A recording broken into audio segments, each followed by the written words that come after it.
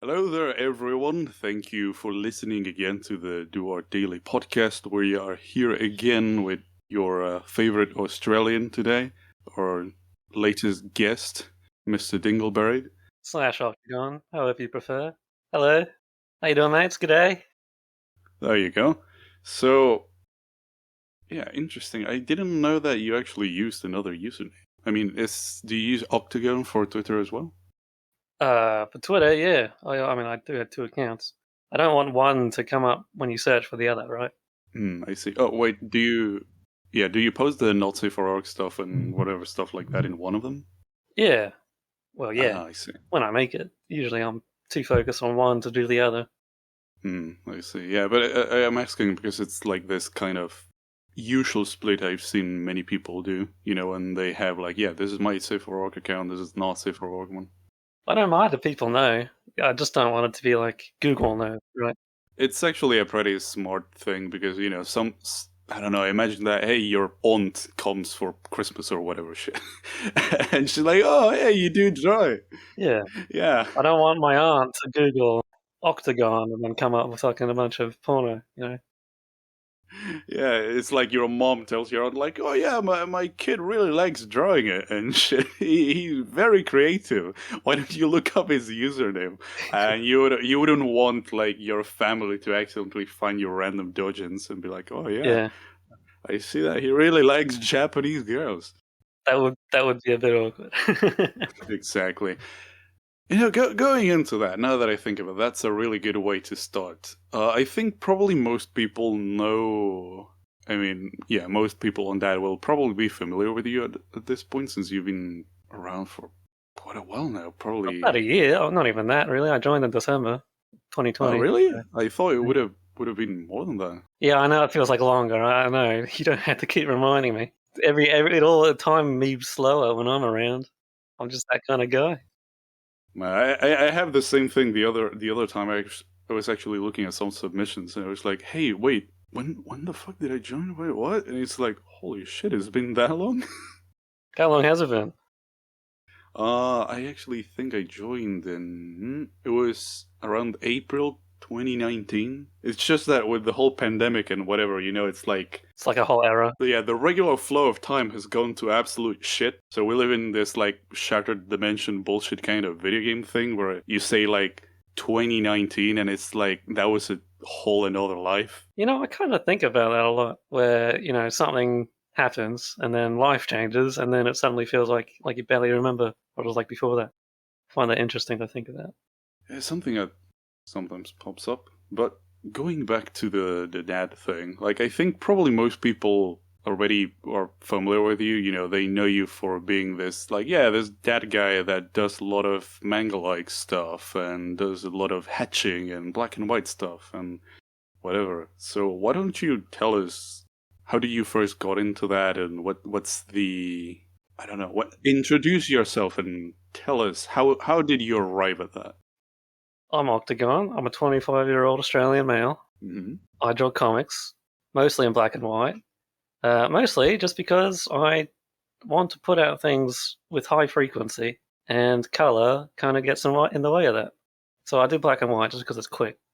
Will you ever do that special thing that sometimes these manga authors do, where it's like, yeah, look at this new thing. So they do like 5 pages in color that look really fancy and whatever. That's an editorial mandate. Oh, really? I didn't know that. Yes, yeah, that's to help promote the series. That's because it's like, hey, this guy's coming out with a new series. Look at it; it's so sparkly and shiny and in color.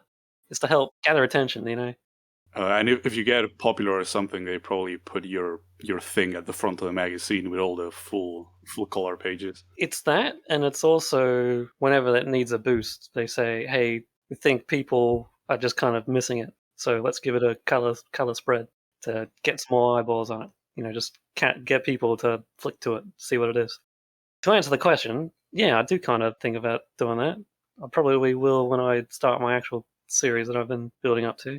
It's just I don't really know how to color, so I kind of have to figure that out first. I've done some color stuff, but most of it's the kind of thing where I just kind of bumbled into it looking okay for the most part. And when I actually started to try to make it look good, it start looking good. I see. Well, how far do you go into it? Because sometimes it's kind of easy to do with some certain painting or drawing things to be like, okay, I'll start adding in some color, and then you go like, okay, let's throw in some shadows, and then you start like getting distracted, and when you realize like, oh shit, I'm doing a full painting. I'm not a painter, and I never had been. I've never really tried. I mean, I've dipped my toes, just pick up one drawing and then try to paint it. But I don't do that, really. I've done that once in the past few years, and then I did it a second time fairly recently. All right. Did you try to do something, it's probably a little bit more fitting with manga-like stuff and whatnot, to do the more cel-shady kind of anime-looking thing? Well, what's going to be on the screen right now, I'm assuming, is going to be exactly that, because that's what I just got, and presumably what you're looking at. It was just a quick thing. I think it only took me an hour. I just drew it, inked it, like I would normally do, like a black and white thing. And I'm like, man, this looks really boring. It was based on a prompt, and the prompt was, he's wearing a purple tracksuit. So I was like, okay, well, why don't I just slap some color on there, see what it looks like? I did that, and I still thought it looked unfinished. So I, did some deep shading, just slapped some blacks on there. I thought it came out all right. Yeah, it's pretty cool. So that gave me a bit of confidence when it comes to color, because I was like, well, it doesn't actually look that bad. It's like a lot better than I thought I could do. So I've tried to do one more color thing. That was that kaiju drawing. Pretty recent, because I wanted to put out a bit of fan art, and also I've been reading it recently. It's having fun. Nice. How are you finding it? Oh, it's a good series. It's really fucking compelling. Yeah, I heard it's really good, though the only complaint I've heard about the manga is that goes like super cool like the anime adaptation, and then the manga goes balls deep into mahjong kind of stuff. Not really. The mahjong is just like one little bit, and then it goes into poker, which is like that's like the most kaiji you could get, really. Yeah. It's like a lot slower paced than the anime, even, which is saying something, because boy, is that anime slowly paced. Yeah, true. Hasn't it been going on for a very long time, though? It started in 1990 something, like the late 90s. Yeah, exactly. That's It's still running. It's still really good. It kept getting better, even. nice. Well, I think that's usually the case for the series that have been that long. I'd say that's exceptional. That's quite an exceptional thing. Usually they're just kind of spinning their wheels. Especially for an author as prolific as Fukumoto. Like, he just keeps putting out series. It's crazy. Well, yeah, some people are really, really creative, I guess. But this, I really like this one, especially if you look at the guy in the back. I think you really pulled off the manga coloring. I struggled with the skin. That's where I fell down, I think. I don't really know how to shape it. I don't really know how to render skin. Something that I think could help you out. It might be slightly unorthodox for you, since as far as I know, you mostly do digital stuff, right? We have actually an upcoming question later about it. I've done some trad, but 99.999% of my drawings are digital. Yeah, I was going to suggest that you try something, more akin to the actual tools that mangakas might use to color. Well, I don't have markers, and I don't have watercolors, and I don't really want to buy some just for this, I think if I can figure it out in digital, then I don't need to do any of that. I would love to be a really cool watercolor person, like Apricot or like Courtier, but it's too much of a mess. I don't really have a workspace for that. Yeah, it does require space and to sit down with a little bit of water, try add some stuff. Mostly also the paper. That's my main problem with doing things like that. At least in my case, that you need to go out and buy this paper that on my end is like super pricey. And yeah, let's buy paper to do a thing that will surely be terrible for a while. For my purposes, I don't need to be like an awesome watercolor painter or anything. I just need to do color, like just okay, adequately. As you say, you think I nailed the manga color perfect. That's all I wanted to do. Yeah, the only, I guess, discrepancy I see, I haven't really looked, I don't have any refs for this, I'm just going off of memory. But it's like, it's interesting because at least this drawing has like this stark combination of like, the normal inked manga and the colored one. And I think that is in the super deep black shadows, Yeah, which I think usually are done more with this. I don't normally shade like that, by the way. It's like the washed out, the diluted ink Yeah, that they are. Or they use Copics, or they use markers. I know that he does. He uses markers. Doesn't use paint or anything. Oh, interesting. Yeah, I know that there's some guys that use go all brush. Some use markers. Actually, I think he switched to digital recently. The more recent covers, it's like really obvious. It's just kind of flat colors, very very obviously digital. I see. But yeah, overall, I think you're doing quite well with this. You probably just need a little bit more practice and you get it. The skin actually doesn't look that bad to me. I think it has to be. This is like paint color drawing number 4 total for me, just period, in my entire career of drawing, which is 7 years long. I don't color. I just don't do it. So I think I've done okay considering that. Yeah, it looks pretty good. You just need to sit down a little bit and practice some more. Anyone who has painted a lot will see the flaws in this, but to me, like, it's fine, good enough. It's good enough to fool like a reader, right? A reader's not going to look at that and think, "Oh man, that skin tone is really fucking dumb. Should have gone with like a purple or something."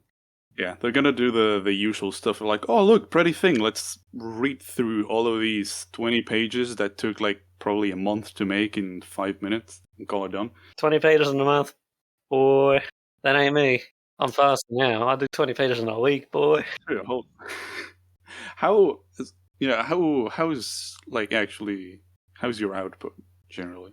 How's my output? Well, I can pretty steadily keep up 1 page a day, and that's like no sweat, really. People tell me that's like crazy, like, "Oh, I can't do 1 page a day." It's like, okay, well, try it in black and white and try doing it for years. If you do that, it's no sweat. Yeah, I guess that's a fair point. You've probably turned your manga making into a well-oiled machine by now. Not really, but keep in mind it's only because I've been doing it for a long time, and it's only because like I practice drawing quickly, right? I draw everything quickly because I want to draw everything quickly, not because I want to draw everything super well. And it's obvious. And you look at it and it's like, well, this isn't drawn especially well, but it is drawn quickly. For me, that's what matters. But maybe not so great for the archive, where it doesn't really matter how quickly it was drawn. I see. Have you ever like done much? You know the gesture drawing that's super time, especially the one that's super fast. No, not at all. I don't study. I don't do anything other than like draw the things I want to draw and make comics. So you just started drawing and you were like, okay, let's be quick, and you just tried to be quick until you were No, quick. not really. Initially, when I was first starting, and for a few years after starting, I was like, I want to draw really well. And I couldn't draw quickly, and I couldn't draw well, so I just ended up being really bad and really slow. Nowadays, I'm just fast. I'm not that great at drawing, but I'm quick. So it's just like speed that naturally developed. Well, naturally, and also, well, you know what? To a degree, it just kind of happened naturally, and to a degree, like I wanted it. Tried to make myself draw faster. It's also because of circumstances. Like, to tell a little bit of a story, the 100th anniversary Tezuka international competition that ran a while ago. Some people listening might have heard of it. But what's important is that you had a several-month deadline to draw a 55-page manga one-shot. Yeah, that sounds kind of heavy on the hand. Well, the whole point of it is it's meant to be a challenge, right?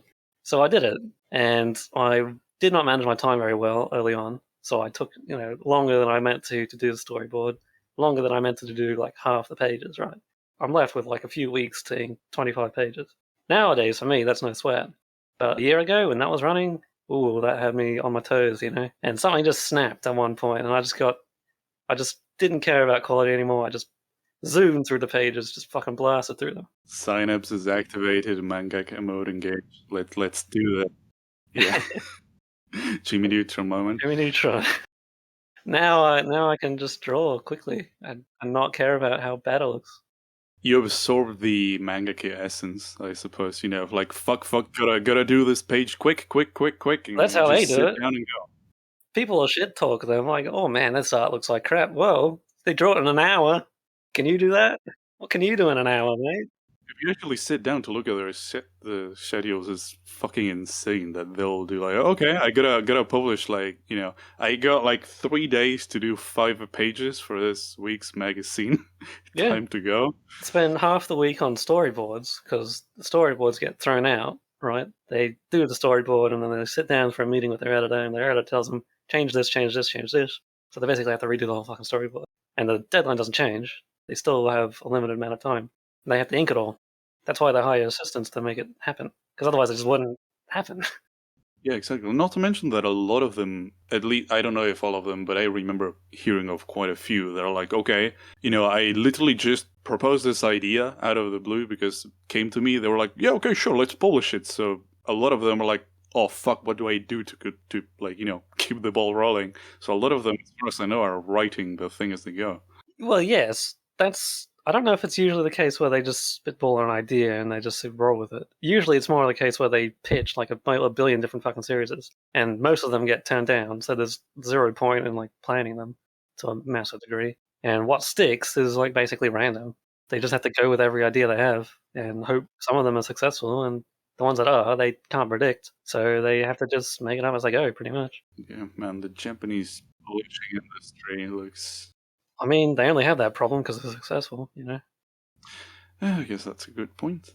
Speaking of Japan, now that I think about it, has that been like much of an influence on you? Considering that I don't know how much people look at it, but from having talked to Australian people and whatever, it's like I always get this feeling that Australia actually gets quite a bit of influence from Japan, which would make sense since it's kind of right below it. I've got no idea. I've only met one Japanese person in my life, and he was an exchange student in high school. I see. Do you get many like Japanese things in Australia? Not any more than America, as far as I know. I see. So your interest in manga just came kind of like out of the blue, or like stuff that you saw again? Okay, it's not so weird that I was interested in manga, because I got in high school, when I was like 13, I got into anime, and I like blew through all my favorite anime in like a couple of years. Didn't read manga until near the end of high school, and I did enjoy what series I read, but I didn't read that much. And then, for some reason, I'm not sure why, I'm not really sure what flipped the switch, but suddenly I got really interested in writing, drawing comics. Oh, I was just about to ask that. Like, how did you first get into drawing? Was it because of manga, or did you have a previous interest about it? No, it's divine intervention, I guess. God was like, motherfucker, you got to do something. I was like, shit. Was it like a Death Note kind of moment? Like you were in school just dicking around, looking out the window, and suddenly like a manga book falls from the sky in slow motion. you pick it up after class, and you're like, well, gotta draw manga now. My friend lent me a volume, actually some volumes of Tsubasa Reservoir Chronicles. It's like a Clamp series. I didn't understand it at all because I hadn't read. If you don't know, if you're not familiar, that series is like heavily referential for like every other series they've made, which is like a lot. Cardcaptor Sakura, and Exaholic. It like ran at the same time as that, and it like crossed over some of their plot lines. And I didn't understand any of it because it was like super. It required context I did not have, and that was the only connection I had to like manga. How was the first time you read it like? Did you pick it up? And was it printed in the regular Japanese way? And you were like, boy, this comic book is wacky as fuck. There was the Viz release. I think it was Viz. Whoever localized it, I'm not sure. My friend just had the copy because he was like a big otaku. I just saw him reading it, and I'm like, hey, that looks cool. Can I read it? He's like, yeah, okay. And I read a couple of volumes. I didn't finish it. Oh, so did you get like the first book in the series, or was it one of those cases where you just pick up like, I don't know, volume 8? It was like the first few volumes. I can't remember how many. I remember I didn't finish it. My first time with a manga, I remember, was is this wacky romance manga? That's pretty fun, but I remember picking it up just because it was context is bullshit to explain. Let's just say I was at a random kiosk and I saw this book with an anime girl. I was like, oh yeah, this is like the Japanese cartoons that I always like. Let's check it out. And it was volume 8, and I remember picking it up and spending like 3 hours until I could actually figure out how the fuck to read it. Because at least here a manga is, printed in the Japanese way, so you read it from the right to left. It was the case for that, but they tell you, they'd be like, yeah, read this way. The one that I had something like that, but it was actually on the back, so naturally, because I had never seen anything like that, I opened it from the front. And I was like, wait, what the fuck? How does this work? But it was pretty nice, actually. What series was it? I think it's called Ichigo 100%. Yeah, that one. Nice. Never read it. Heard it was funny. Okay. Standard romance manga, I guess. Heard it was cute. Yeah, I just saw Anime Girl and bought. Anime titties, that's a buy. I'll buy that for $1. Yeah, exactly. But I had never seen manga before that, I think. Like, I was only familiar with anime from TV and whatever. Oh, speaking of that, how widespread is like anime in Australia? Because here, it's not the same for the north of the continent. Just think America. I mean, Australia is basically just British America. Interesting. Yeah, here anime is like super, super widespread, even since back in the day. Like when I was a kid, there was this. It was actually a local channel that would air basically exclusively anime, and it had a shit ton of stuff. I don't think we had anything like that. You would get the usual, the One Piece, the Yu-Gi-Oh, on Hmm. the children cartoon morning show. Oh, what was your favorite anime growing up? I don't know if I can remember. I remember tuning in and there was some on air, but I don't remember liking any of them in particular. I remember always being confused as to when they're going to show the rest of One Piece because they'd keep restarting it. We'd get the buggy arc like 5 times, and I never got past that because they just never showed it. Yeah, I remember that. But did you watch it in Cartoon Network by any chance? It wasn't Cartoon Network because we didn't have over here we call it Foxtel. I don't know what they call it overseas. We didn't have cable TV. It's just whatever was on the public channels, which was Cheese TV. Later became Toaster TV. Oh, interesting. Here, the public channels actually aired Digimon, I think, for a while. I think Digimon was on there. I can't remember which series, but I don't remember. Let me see. Been too long. So you actually have quite a bit of influence from manga, but it's really interesting that it's kind of a later thing. I guess I always. For the record, when I was getting into comics is also when I was getting into making comics is also when I got into reading manga, right? I was like, damn, I really want to make comics. I should read some comics. How do I start reading comics? I'd read webcomics a lot, but not like actual comics.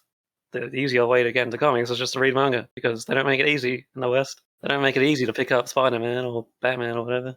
Yeah, true. I'm really, really unfamiliar with the cape shit, as people Me too. call it. They didn't make it like it's literally just a path of least resistance. It's like, where do I get into comics?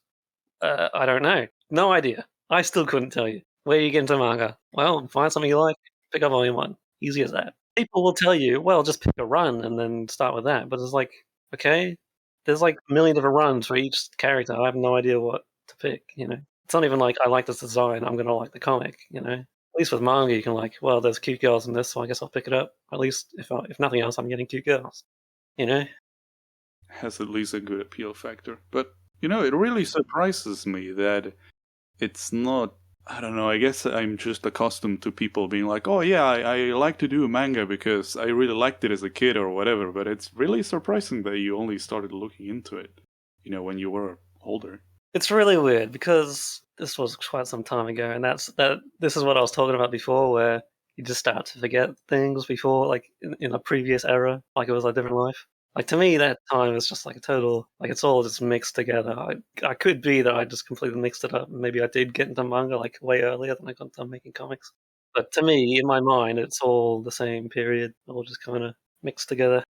Yeah, it's easy to forget those things sometimes. I actually, for a while now, I've had these moments, when I remember this thing, like, I don't know, let's say manga, and I go like, man, when did I first got into this thing? And I try really hard to remember, and I have these snippets of memory, but it's not that easy to tell. It's kind of like, I know that at some point it happened, but I couldn't tell you exactly how or when. My mind has been poisoned from a young age because I remember reading an article when I was in my teens about how memory is very faulty and it's hard to trust it. And from then on, I was like, man, I can't trust my fucking memory for shit.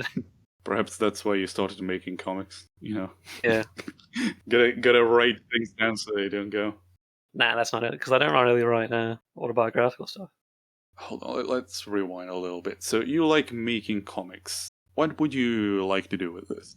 Let me clarify that. I don't make comics. I don't like making comics. Making comics is boring as fuck. It's not very fun. But I do like being someone who makes comics. And I can't exactly claim to be someone who makes comics without making comics, right? Do you like telling stories? I would like to say I do.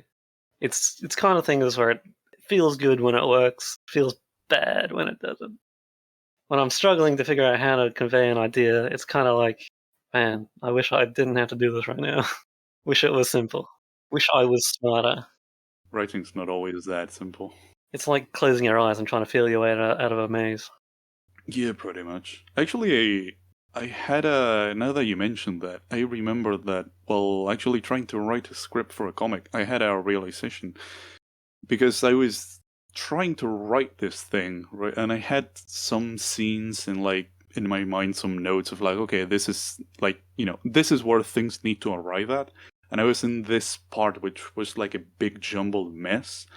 And for some reason, trying to write it, with actual words or whatever, was just not working out. And at some point, I had the realization, like, wait, what the fuck am I doing? Like, why don't I do things the way I usually do them, which is just, like, I guess close my eyes and trying to just let the ideas roll and just write that and then adjust from that if needed. I feel like the trick to writing comics is to not give a fuck. Just like completely forget about the idea of making anything good. Just kind of roll with it. But then again, I'm not in a position to say that because I'm not successful. What's your way of going about making comics? What's your usual process like? My usual process is I write down a bunch of ideas and then I think in my head how I might execute that. And then I just kind of start. Don't really try anything I think too much about doesn't get made. I spent years like building like a setting and thinking of characters, and I just never started the comic. The typical like, man, I want to make a comic. I need to start, and then you start writing it, and then you never stop writing it, and never start making it. The I'll make it when it's ready and it's the appropriate time and whatever, which it's never. That wasn't me being afraid to start a comic. That was me wanting to play World of Warcraft. Okay. That was my second comic project, which was after my first one. Like I just jumped into the first one. I just said, "Fuck it, I'm diving in. I don't give a shit. I'll use this to get good," and I used it to improve. I didn't really learn much about writing though. What was the comic about? It was about teenagers with superpowers. It was a situation where all the adults in the world had disappeared, and the kids who were left had got superpowers, right? And then there was a huge time span that happened between that and the start of the series. So this was like a decade after that. So all the kids had grown up. So now all the kids are like, basically adults, young adults. It's the situation where it's like Mad Max, It's some time after some kind of apocalyptic scenario where society collapsed. Society became different. Like it rebuilt itself up, kind of. But obviously dystopian. Everyone's out to kill each other. It's one of those situations. At least the start of it sounds like a mixture of the, Lord of the Flies and the Jimmy Neutron movie. Well, the problem is I skipped all that. I skipped the interesting part. Oh, so you went straight to the thing, like, and you added like two squares with a note of like, yeah, some shit happened some time ago. This is what's happening now. Well, I started with before that. I can show you. Yeah, I started like the first chapter was like, the protagonist as a kid with this event going down, and then locking himself in his basement, which is retarded. Doesn't make any sense. And then skip 10 years later, he's still in the basement. Doesn't make any What fucking the fuck? sense. How did he survive? He ate beans. 10 years of beans. Yeah. Try not to think about it. He had a lot of beans. And then he left the basement because he ran out of beans, and it's presented much more serious than it sounds. It sounds ridiculous, but no sense of irony or sense of humor in this. And then he gets wrapped up in this revenge plot because he accidentally. You gotta suspend your disbelief for a while. Oh yeah, he accidentally ends up killing or partaking in the murder of some member of like a gang that's in the area, and then that gang tracks him down. It sounds more interesting than it was executed because I was I was 18. I didn't really know what the fuck to do. I didn't know how to make it. Yeah, it was like your first try at making a comic. Technically, it was my second try, but that was the first story I wrote because I did like 50 pages of this in trad, 60 pages. I'll post one. I did 60 pages of this in trad, like when I was very first starting draw, and that was terrible. And then I just said, yeah, this really sucks. So I started again. I see. All right. So then we start having a timeline, I guess. You started as a late teenager to have an interest in manga and making comics and whatnot. You started looking at manga. You've developed your speed drawing capabilities to do at least one page a day. This was when I started doing it in trad, and it looks very. Obviously, I was very ambitious with the artwork. I was trying to do really complex angles, trying to draw realistic, but not knowing how. Oh, you even got screen tones. Didn't buy them. I added those digitally. I pirated Manga Studio. Lock me out, motherfuckers. And this is the first chapter of like the remake. I did the first chapter in trad with the G pen, by the way. First time I started drawing the G pen was to start this really terrible idea. Do not do that. G pens are not made to draw without practice. Are they hard to use? I've never really touched one. They don't sell them here. But I know Courtier and I think Table Guy too use them. And Table Guy. It's really fucking hard. But so yeah, same deal. I'm trying to do something that I don't have the skill for. That's a recurring theme, by the way. This is when I switched to digital. This is like the end of chapter 3. So And how did you start doing digital art? Was it like you were doing this on Trad and you were like, you know what, this pen thing is bullshit, let's buy a tablet? I had a tablet since I started drawing. Like I started drawing at the end of 2013, right after I left high school. I was like, Mum, take me to the office work, so I'm buying a tablet. And I did. And that's what I used to practice on. I practiced on trad and digital because I wanted to learn both. How did you get to learn that tablets were a thing? Like, did you started looking into forums or like internet resources on how to draw? I had a friend in high school. There was a girl who I knew who drew, and she had a graphics tablet. Oh, I see. Sounds to me like you started to draw and do everything pretty offline, all things considered for the... I was very shy. I was an anxious little boy. It was only relatively, you know what? It was playing WoW that really brought me out of my shell. I stopped being anxious, because I started talking to people more, right? So I just stopped giving a fuck. Now I don't. Now I just fight my gums all over. Oh, nice. Was that after school? Yeah, that was after school. That was in 2017, 2016, 2017. So that was after this first attempt at the comic. So that was chapter 3 that I drew that, and that's like this is the period where I was like, man, I want to be like a mangaka. I want to draw in that black and white really quickly. And I didn't know anything about that. I set myself like a week-long deadline for each chapter, and that chapter 3 was one of the few where I actually managed to meet that deadline. I would often slip by a week or 2, sometimes 3 for some of the chapters. And as time got on, it got worse and worse. Like I just kept slipping deadlines, couldn't ever make it. So that's why I ended up stopping the project entirely at one point, but we'll get to that. So how does the timeline continue after this? How the timeline continues is I just kept making the comic, just week after week. And how long did that go on for? That went on for about a year and a half. It was mid to late 2015 that I started it, and maybe it was around early. I don't know.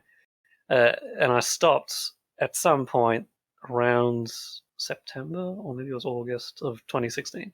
That was when I threw in the towel. I was like, all right, I'm not finishing this chapter. It's never going to get done. So as I went on, I got better and better. I got slower too. I got better at drawing, but I wasn't quicker. I just got better, but not faster. So the time it took to draw everything got longer and longer because it just took me like longer to draw. Do you start trying more ambitious stuff when you started getting better? No, actually, that was my problem. Is I was as ambitious in the beginning as I am now. Like I was never been shy at trying to draw difficult things. So you went straight into hard mode? Yes, and it applies to my writing as well. I was like the most ambitious. I mean, I'm sure it's a very common story. You start a comic and you want it to be your fucking masterpiece. You want it to be the best thing ever. You're gonna make 500 volumes, 500 books, and it's gonna be the grand epic. It's gonna span decades. The GMI comic. And I wanted to write it good. So how do you write things good? Foreshadowing. Set things up in advance. I'm gonna put down clues of what's gonna happen. 5 series in the future. Yeah, gotta follow all of those writing tips from the YouTube videos and whatnot. So that was my biggest issue, is like overcomplicated things. I introduced things that don't make any fucking sense and wouldn't for years and years and years.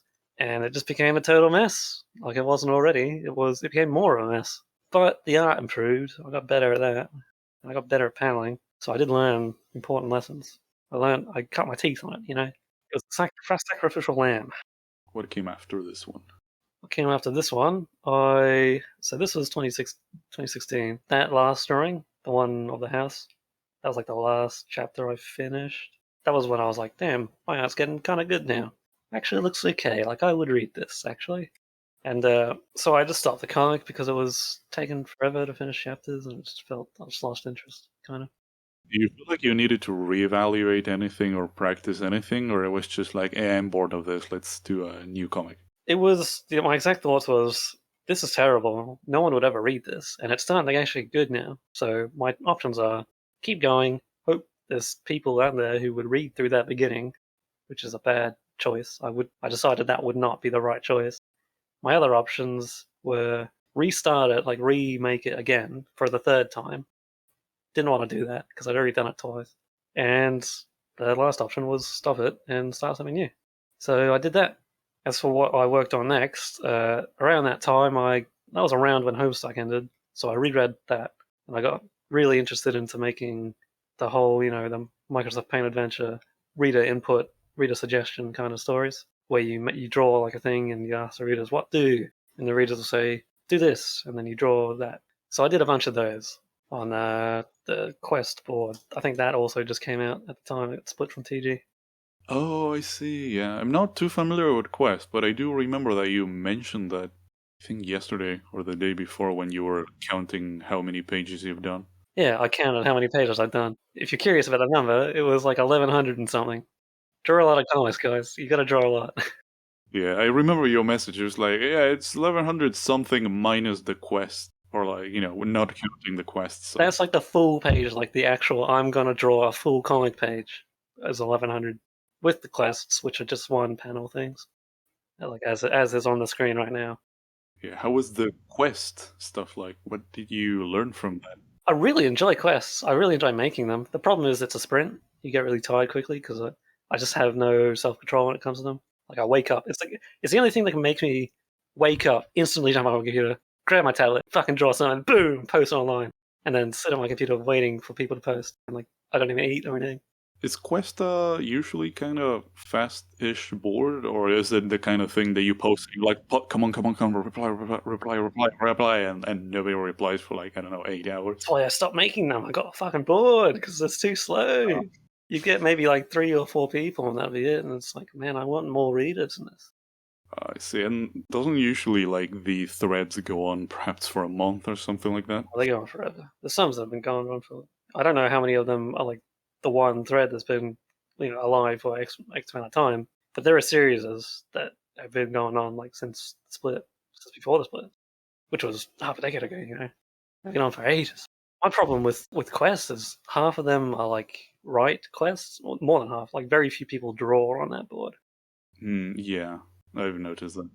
People who do are great, but Sometimes I think you also have, the kind of people that write something interesting, but mostly use, like, I don't know, let's say stock images. yeah, I haven't seen that. But I don't really read quests that much. I like it when they're really good, like Ruby Quest or like I said before, Microsoft Paint Adventure, MSPA, otherwise known as Homestuck now. Homestuck for most of its run was not user like reader submission. It was at the start, but he stopped that. Anyway, I like them. They're really fun to read when they're good, but when they're just kind of mediocre, it's like who cares? It's just kind of fiddling, doesn't go anywhere.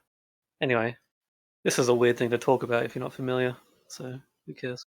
I remember that one time, like, my introduction to quests was both one funny YouTube video from the YouTuber Player Gripes. Not sure if you're familiar with him. Yeah, you're talking about also Huge Quest. Huge Quest, that's the one. Yeah, it's really good. I don't remember if that was on Quest, but that's certainly an example. I actually think it might have been on TG because Probably. it was That a was before the long split. ass time. Yeah. Yeah. But I remember looking at that. I was like, what is this quest thing? And I looked into the board and I was like, oh, hey, this looks fun. It's also a lot of text. And I came across this one thread that I actually have saved from the archive, which is not exactly a quest, but when people do these, I think they're called skirmishes, which are like this tabletop D&D kind of thing, but it's like a one-off battle. Is it like a role playing thing? Yeah, like People pretend to be the character and they make decisions in that. Yeah, exactly. And it's like, when you're playing a tabletop game, it's like, okay, this is a combat encounter. It's like a thing like that with a little bit of lore behind it, but it's mostly just a combat encounter. I've never participated in one of those. I've seen them around, but never cared. I like stories. Yeah, me too. I really like the world building. Like, I remember like, seeing this one. I was like super hyped. Like, what the fuck is this? Like, check this out. That's the picture from the archive. Really liked it because it looked Bloodborne related. So it's like, oh, what is this? I'm interested. And then I was like trying to read it, and I'm like, I don't understand. What the fuck is this? You see, I would look at that and just think, nah, fuck that. It's a bunch of Yeah. stats. I don't care. I Yeah. like stats when I'm the one controlling the character. Hmm. But if I have to read a stat about a character that I have no other connection with, Yeah, I mostly just liked how everything's drawn, and it had an interesting look, and I was like, oh, what is this? I like the aesthetics of this, but the more game part of it is like I'm totally lost. So anyway, I started doing quests. I drew like 3 or 4 of them, and in usual Octagon fashion, like I got really thinking about them. Like, man, I want to make a big, huge, ambitious project with these, and that was like 3 of them that I kind of started making notes for, and then never ended up executing them. So they're like never started quest. Do you still have them? One of them, yeah, I keep everything, bro. One of them I even did character designs for. I'll bring that up. And you said this was around 2018? This was around 2016 to 2017-ish. So this was coinciding around the same time that I was drawing the final chapter / chapters of my first comic. So I was like, losing interest in that, gaining interest in quests. Where are we? And what happened later after you got kind of tired of quests and then not being fast enough or getting the traction that you... It was a matter of I wanted more of an audience, and I figured there's no way to build an audience with this. Like, there's not enough people, and the people who are there don't really share it. They don't share it like on Twitter or anything. There's no way to build a audience or anything. So I stopped doing that, and I started thinking, man, I should make a comic. What am I interested in? Well, wizards are cool. You know what would be really comfy? A story about a wizard in like a tower or something, like a wizard tower, like a wizard tower story about a wizard in a tower. The joke is my Tezuka one shot was called From the Wizard's Tower.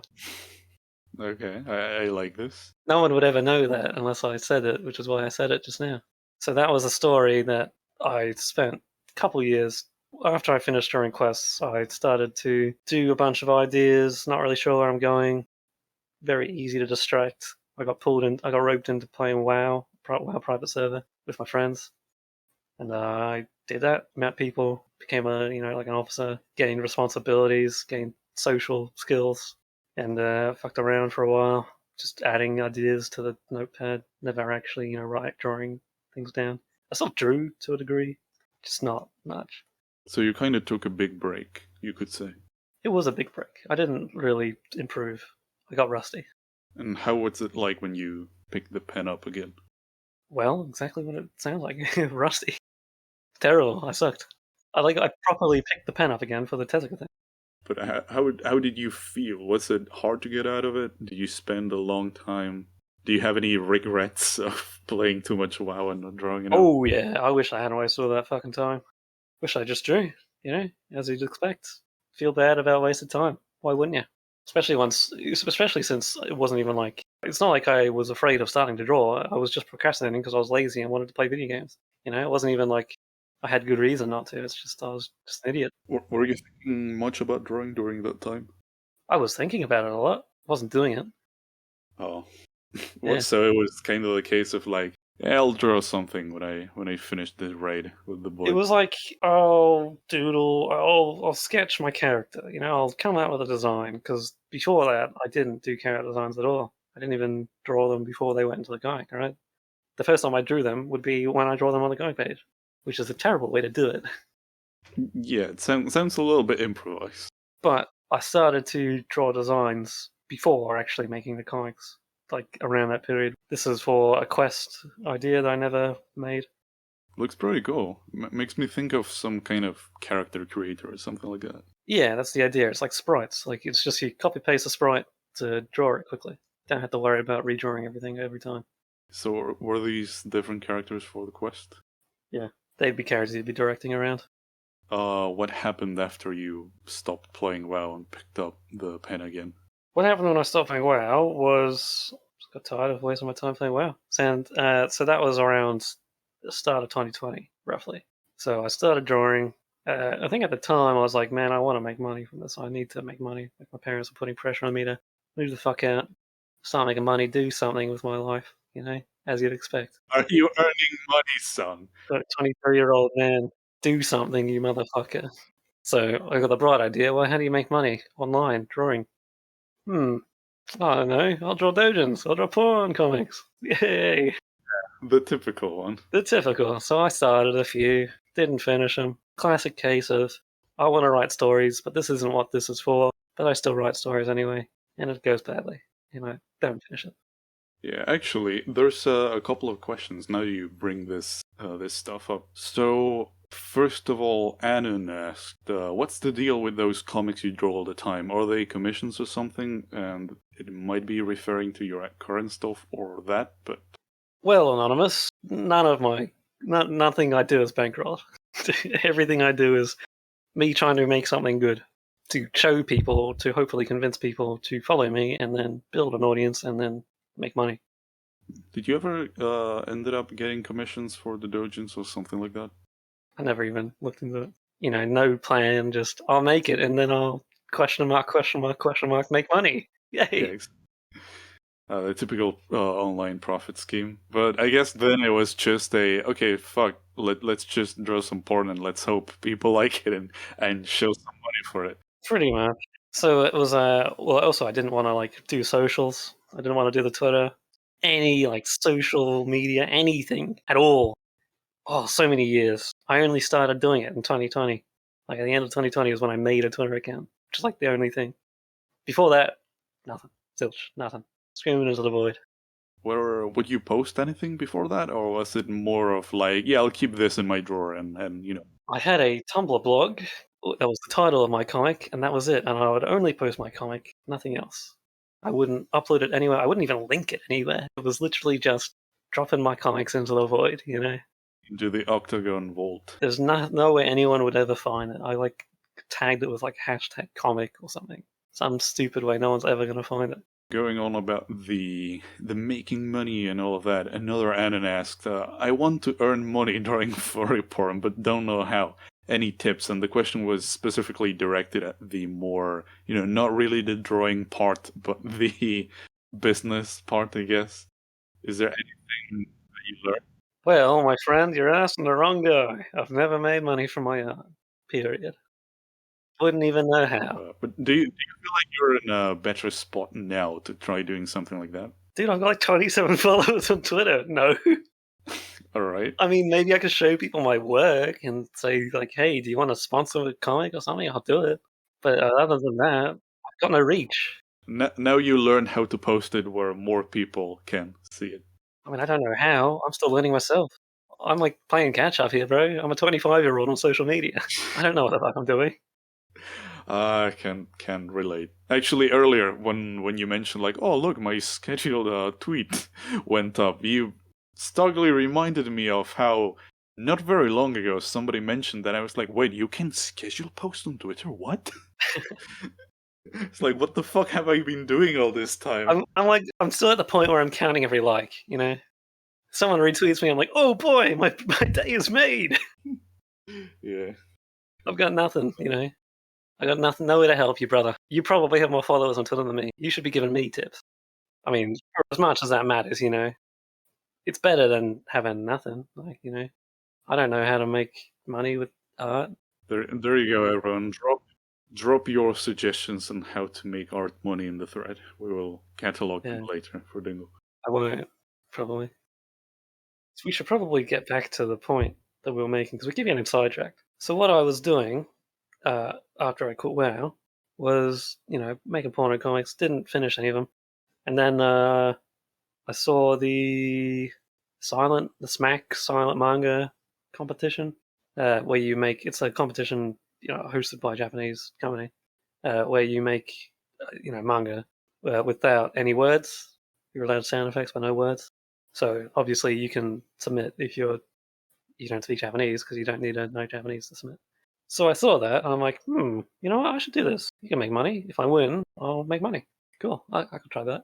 So I put together some sketches or a sketch. At the time, I also started playing, or I played Rain World, and that was really good. That's like my favorite video game. Did this have any like big page requirement or something like the other content? It's 31 pages of that. So obviously, I like Rain World. I thought, man, big little thing in a big world. It's like all tech. It's falling apart. Really cool. And that's cool. So I'm like, yeah.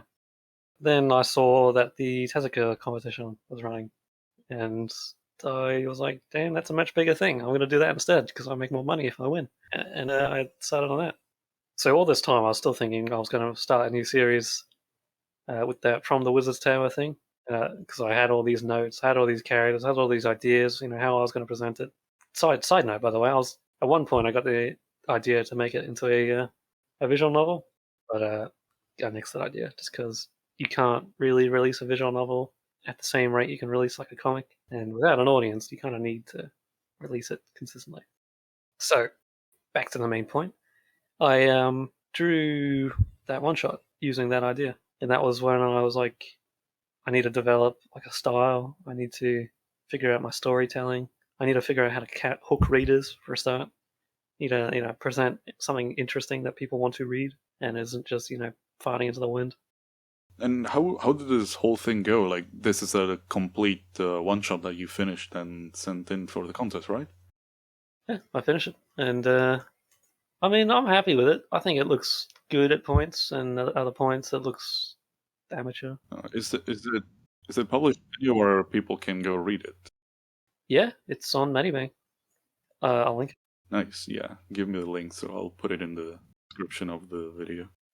So that's the second half of it when I started to figure out how to draw. Because, like I said, I was shaking off rust. I hadn't really finished any drawings in a couple of years at that point. Like I didn't ink anything in years. So the first few pages really look bad, like just bad. Not even like, man, he's got potential. Just like, man, he sucks. But then, I kind of figured my shit out. I read Blame at some point, and that was a huge influence on this. I was like, man, I want to draw really cool environments with characters in them. Blame and Rainworld were my primary influences. Yeah, I guess you can actually tell that you were thinking about the environment because it's exactly what I was just checking out. I was like, damn, dude, I like I it. was thinking with the mindset, even if I don't win, I should practice doing cool environments with cool cinematography, practice placing characters in a scene with interesting visuals so that I could get my chops in that, figure out how to do that well. That sounds pretty good. And I mean, even if you don't win, you still have the thing of like, hey, I participated on. I thought I would place, but looking back, there's no way I was ever going to place. Like, it's not. That's like a competition for, shonen manga. They don't want this. They don't want this weird, almost kind of like artsy crap, where nothing exciting happens. It's not really artsy. It's just like it's. I mean, it's citing an influence of Blame, and that's very clear in the work. That's not. That's a work famous for not. Oh, well, okay. Maybe people don't know it this way, but to me, I know that as a work that was extremely good, but it failed to penetrate the mainstream. It was the kind of thing that failed despite its quality. Yeah, it's one of those niche cult things, right? That some people Exactly, really it's like, niche. but that the overall, There's a very good reason for that. It's not easy to get into if you're just picking up a comic book. Just see it on the shelves. You're not just gonna pick it up and think, "Damn, this is really awesome." It's an atmospheric thing. You have to get into the atmosphere. That's not gonna happen if you're just reading on the train. sounds really good. I've heard very good things about it from several people on that, and I still have to check it out. Well, I don't need to suck his cock on air. It's really fucking good. Go read it at the end. Yeah, I will. So I did that, and I thought, man, it would be really awesome if I placed, but I didn't. That sucked. I would have liked to get feedback from the pro editors. but they don't do that. I don't even know. It still kind of pisses me off. Like I would have liked to know if they even translated it, because the whole thing is you submit it and then they translate the ones that aren't just shit posts, and then they judge it. There's no way to know if it even made it past. If they even just didn't toss it out. Do you know how many submissions there were for the contest? Thousands, heaps, shitload. Damn. And I imagine very, very few were published, right? Yeah. I watched a video by Boichi, the guy who draws the Dr. Stone. He does that now. He drew a bunch of other manga-like comics. Very good artist. But he made a video recently, this is stated in this episode, where he basically said he was really excited about the Tezuka at this point. That was like a year and a half ago. And he's like, yeah, man, I really like it if other foreign artists got into manga, like making manga, worked in the industry, because he's Korean himself. So he doesn't even speak Japanese, like he doesn't know the language. Oh, interesting. He's really interested by the idea that other foreigners are wanting to get into the manga industry. So he wants to help people, right? And he gave advice to people in that video, describing how are you supposed to work in the industry if you don't know Japanese. And he basically said, the editors aren't going to learn your language, because they need to be, 1, a really good editor, 2, really good at your language, and 3, really good at their language, Japanese. So you're looking for a unicorn. You're looking for someone who knows 2 languages really well and also is excellent at their job. Not going to happen. So he says either learn the language, which means devote half a decade minimum to learning the language instead of making comics, which is going to put you half a decade behind your competition, which means bad news, not really a good option. Or just say, fuck it, just make comics and get really good at making comics, and then hire a translator to help you. If they're good enough, they'll just, like, yeah, this is... That's pretty much what he did, and he's the only one who really worked for, because he still works in the industry. Yeah, that's pretty fascinating, actually, because it sounds like a really complicated thing to do, to break into an industry of people that don't speak your language and speak some... It's basically impossible. Like, it's basically impossible to break into the industry just as a native speaker, right? Mm-hmm. If you want to add on top of that, learning the language and learning the culture, more importantly. It's one thing to speak Japanese, it's another thing to know a Japanese audience. That point that you bring up is actually probably the most important one, because if you look at manga and whatever, it's not the same thing as... There's another guy who did this. Hang on, I should look up his name. Felipe Smith. So he was a foreigner. He was an American guy who basically said, I really want to be a mangaka. So he learned Japanese when he was a student, like early on. So he basically already knew Japanese. And then he started making comics. He goes into, he had like a whole interview. You can look it up. Felipe Smith interview. Really good if you want to know more about this. He had a serialization. That serialization ended. And then he needed to make another serialization, which entailed pitching so many different ideas, like just all the time, coming out with pitches. None of them stick, because that's how it works. You pitch a billion series, none of them stick. And every time he'd get bounced back, like, maybe it would be better with this, maybe it would be better with that. And he eventually just thought, maybe it would be better if I just took these ideas to the Western side of the world, because what I want to make is not what Japan wants to read, more or less. That's what the sense he was getting. So he moved back to America, or wherever the hell he lives now, and he worked on like Ghost Rider and a bunch of other stuff. So his lesson is basically, even if you know the language, even if you were a mangaka, it doesn't matter, because what you like is not necessarily the same thing as what they like, because you grew up on a different planet, more or less. Yeah, that makes sense. Actually, I think that's probably a big part of the reason for the... that meme of, like, Westerners cunt into anime or whatever? Oh, you mean like art-wise? Yeah. I think more than a drawing thing, a big part of it is likely that they just don't get the underlying thing. I think it's just that's an immersion thing. You're just not really immersed with that kind of art style. You're just now getting into it. Like, because you can see plenty of like people who were immersed in that and not Japanese, like the South American artists who are very good at drawing anime. And you know how they do that? They just surround themselves with weaves and they fucking draw anime for like a lot of time. I think part of that actually probably goes back to that thing I told you about how anime is like really, really widespread here. Yeah. Like you have no idea how common anime is here. At least that's the feeling I get looking at other places. It's the kind of thing where you have to learn like the subtleties of it. It's one thing to say big eyes, small nose, big head, otherwise, normal proportions. It's another thing to understand like even the subtlest of proportion details, It's like really there's a world of difference, and that world of difference is why sometimes it feels super weird to look at someone who's not immersed in that, doesn't really get the subtleties. It's one of those things where you can, even the slightest of details that's there. Drawing faces. It's a bit like drawing faces, It's tiniest change in the facial expression. Just a tweak of the eyebrows, and it's completely changes the expression.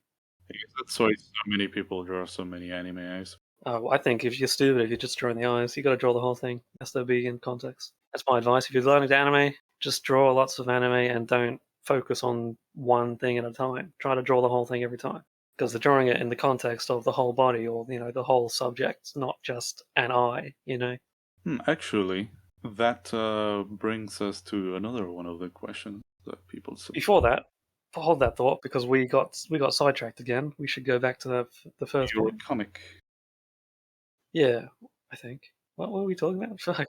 You were just telling the story of how the comic went. That you submitted it. You wish you had gotten. I remember how we got into this train of thought because you asked what my thoughts were on like moving to Japan to get into the manga industry.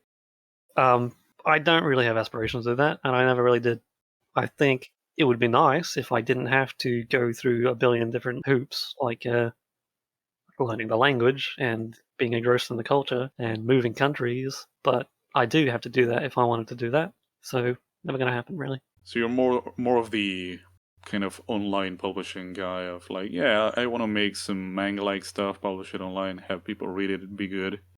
I figure if I can't succeed in my own, in like just online, then I probably wasn't going to succeed offline either. Like I wasn't going to succeed if I tried to move to Japan, because you need to be very good to do that. You need to be very good to succeed online too. So same thing. It's just like I'd rather just focus on the bet of making stories. You can do the online thing from home at least. I'd rather make stories for the culture that I'm in, if that makes sense, rather than having to second guess. Is this going to make sense to my Japanese audience? Have you ever thought of doing something that was very Australian in nature? Some like kind of comic that has it. Well, my first comic was set in Australia, and no, actually, yeah, just the first comic set in Australia. I'm not really trying to make anything Australian or, American. I'm not trying to aim for any particular culture. I'm just making stuff that is just natural to what I do. Not really trying to put on any kind of mask. I'm just making it. So, by that nature, anything I make is Australian. Well, I guess I was thinking about that in the sense that to give you an idea of what I'm familiar with, it might be because nobody cares about this place, but for example, here it's often massively popular when people make, for example, a comic that reflects the local reality a lot. But I guess that's because people don't really see anything local in media. So whenever they see something that familiar, they go pretty crazy. I'm not the person to ask for that because I'm kind of a shut-in. I'm not that connected to my immediate surroundings, immediate culture around me. I'm not really the most Australian, if that makes sense. I'm not tuned in to the Australian culture in that sense. So I don't fucking know. Maybe that kind of thing is super popular here. I just don't know. I know that people don't read comics. I know that. But beyond that, I'm fucking clueless. So to answer the question, no, I haven't really thought about making like the Australian comic, if that makes sense. I just make whatever I think would be fun and interesting. Sometimes I don't even do that. Sometimes I just make shit. And I look at it and think, why did I even make this? I knew this would be shit. Well, I don't know. I don't know what I expected, yet I'm still disappointed. And how did things move on from this after you submitted to the contest and everything? So how I proceeded after that is, so that ended in August. I think that the deadline was September 1st. It was September 1st. So I finished in time, not even barely. Like I had a full day extra. I felt pretty good about that. other people were like, "Oh, I didn't make it, no!" And I'm like, "Hey, that's what you get, suckers." So you timed things pretty well in the end, because you said earlier that at the start it was kind of missing. Oh yeah, I learned my shit doing that. Like that is enter Shin Octagon, you know. Yeah, sounds like a rude awakening. So I figured my shit out doing that, and after that point, I was like, "Oh yeah, I'm feeling good." I forget what I did after that actually. Do you get like super hyped and went to do something right away after it, or? I didn't. I took a little bit of a break. I forget the exact timeline. I don't remember exactly what I did in September, but I remember in October I went onto A and I started a quest on A, which is illegal. It is verboten, and the thread stayed up for about a week. And in that time, I drew 37 pages. They were like full manga pages. Damn. That was like I wanted to push myself to draw as quickly as possible, like, you know, blitz it. And I think I succeeded really well. I'm really happy with that. Sounds really insane to do so many pages. It was. Because like I said, I get super into doing quests. Like, they really light the fire under my ass. Something about having immediate feedback from people. It just feels fucking good. I just love it. So I would actually really like to do more quests. It's just like I need to have people to see it and who are going to like give input. I'll pull up examples from that. We're actually getting very, very close to the time when you joined Dad, right? Yeah. You said it was December? Yeah, December of 2020. So this is what that looked like. Okay, that line up there, that 3, those were the character designs. This is when I was like, I want to focus on making good character designs, you know, instantly recognizable. You can see them on the page. Because this is when I learned in the Tezuka, I need to have characters I can draw quickly and who are recognizable from a distance, and I can just smack them down on the page really quickly, right? So that's what I designed those characters with the intent of being able to do. Draw them super fucking quickly. Did you end up with many notes for yourself after the Tezuka thing? Not really. I mean, I had mental notes, you know, like, okay, the start didn't work. I need to fix, you know, I need to work on making better beginnings for my stories. My takeaway was my story writing ability is ass. I need to improve that. Have you looked into reading or like listening to any writing advice or something like that? Yes and no. I don't like go looking for lectures. I don't think, man, I need to study this person's book, because ultimately it's all going to be how this person writes, how this person decides it should be written. I like to figure things out for myself. So, you know, the only writing advice is stuff that I myself notice and think, I should do this, or I should not do that, I should fix this. I should present information for readers to pick up on and make their own conclusions, because that's more compelling than just being told what to think. I was really happy with the way this turned out, because I did a lot in a short amount of time, and I think the pages came out good for the most part, apart from mistakes in the art and otherwise. So I was really happy with that. I was like, fuck yeah, I'm king of the king. I did it. I can make like the best comic ever. So next step on the agenda, make money from this, because I didn't win any competitions. I still had nothing to show for it, so I guess I'll go back to making porno. So, okay, you had like a first porn saga, then you did the Tezuka thing, and then you were like, okay, now back to the Not Safe for Work. Sequel, The Fucking Ink. So I made... And this is around when I joined Dad, by the way. I just joined Dad because I needed a community, right? I was fucking bored. You know, you sit around just drawing all day, no one to talk to. It's so lonely, you know, you don't have anyone to talk to, there's no community, nothing interesting going on. So I needed something like that. I already drew every day, I didn't need Dad for the habit tracker. But I will say, it's super useful having the houses, because it tracks how many hours in a month you draw. That's really useful to me, because I look at that and think, man, I'm not drawing enough, I need to draw more. Are you the kind of guy that keeps their time, you know, in tabs all the time, like checking how much you've been drawing and everything? Is it natural for you to keep track of that? It wasn't before Dad, but now it is. Didn't really think about it before Dad, but now, like, Dad made me realize, like, man, I'd actually really like to know how quickly other people draw pages. You know, I'd really like it. People put a little note just down in the corner, just saying how long that page took. I think that's really interesting. Just related to the thing we were talking about, figuring out for yourself how to write and things like that. Annan asked, what are your methods and thoughts on how to study and improve your skills? Make shit. Make finished work. If you want to improve, you have to make stuff with the intent of making the best thing you've ever made.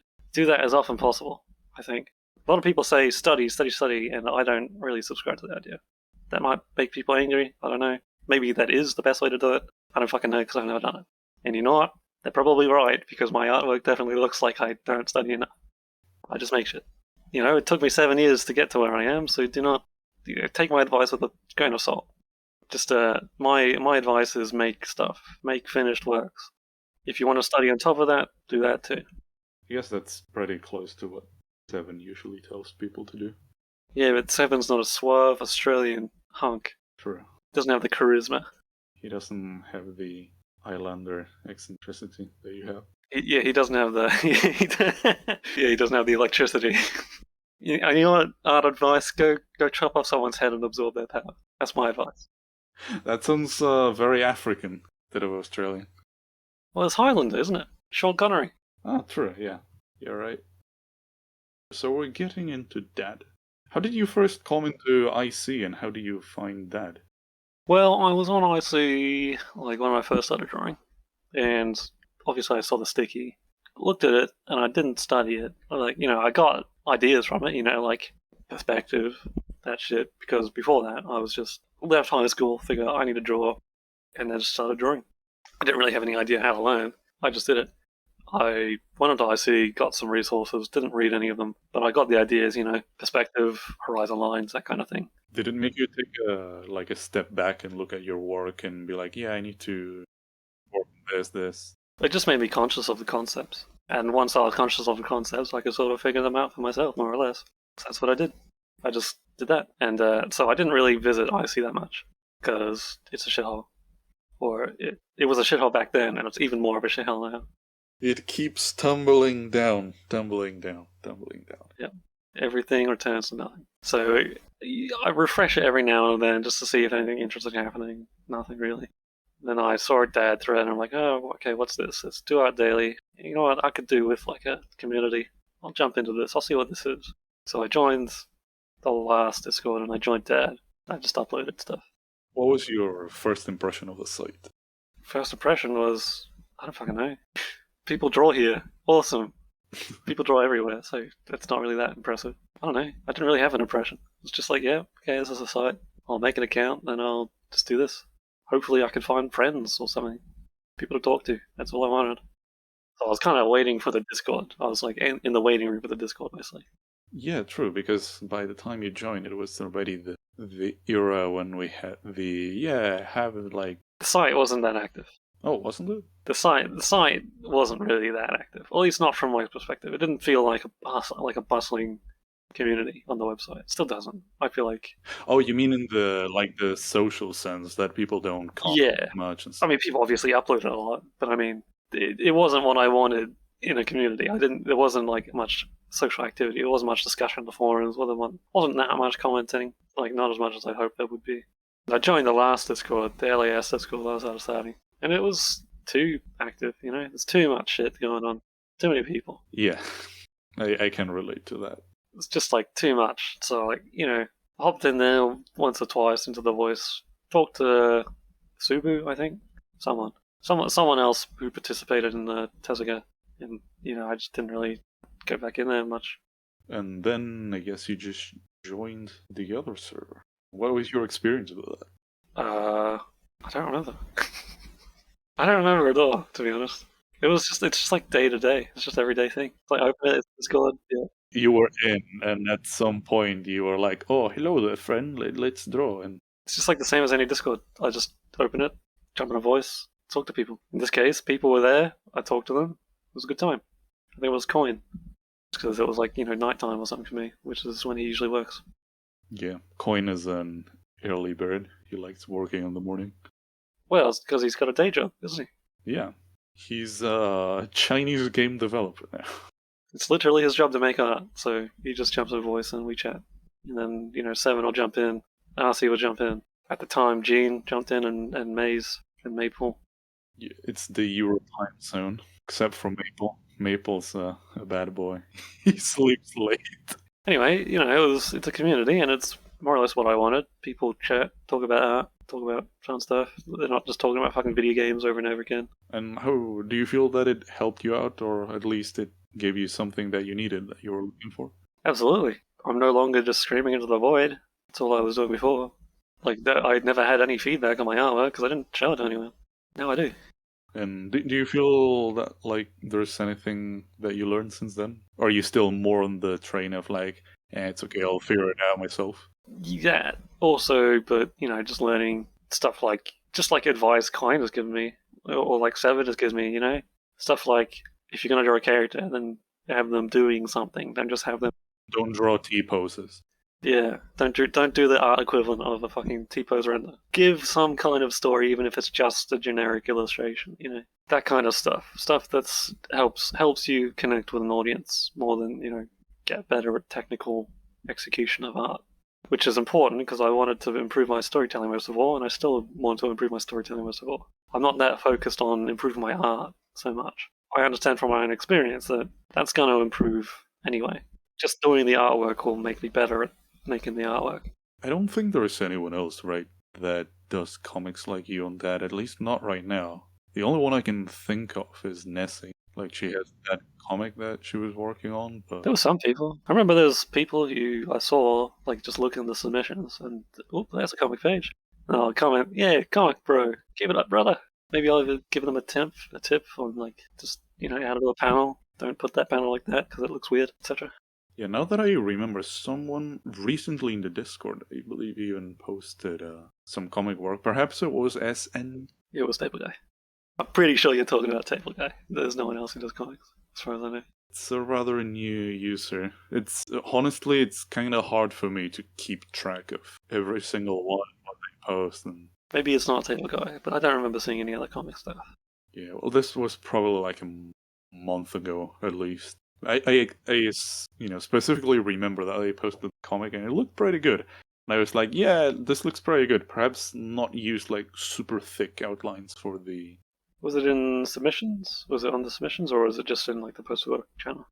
Either post your work or a critique. I think it might have been in the critique channel. The searching. Oh yeah, it was SN, definitely. Oh, I did miss it. Okay. Didn't see that. Cool. But there's not really that many people on that, I feel, that post comics. Yeah, anyway. A lot of people do want to make comics, I know. That's a pretty common thing. I get into art to make comics. And I always tell them the same thing, start making comics then. You're not going to get better at making comics without actually making comics. I distinctly remember now that you mentioned that probably at the start of the year or something, like someone wanted to make a comic and there were like 3 messages from you, just make the damn comic. Because people are like, no, but perhaps I need to do this. Dingle, just make the damn comic. Just make the fucking comic, dude. It's like, how? How do I take the idea and put it into like a visual thing? I was like, well, there's no easy way. You just have to do it. There's no book that can teach you. There's no lecture. There's no methodology. But Dingle, what if I first read all of the how to draw manga books? I mean, you'll know how to draw manga then, but you won't know how to make a story out of one. Still not getting anywhere. Yeah, good point. Speaking of comics and getting back to that, I think it was... Well, at least in my memory, I distinctly remember that you were posting the nsfw comics, and then there's like a void, and then I distinctly remember that you started making your current cowboy comic. That's a big gap. Yeah. Like I said, it's not that easy to keep track of every single person on. That's fair enough. I don't keep track of anyone.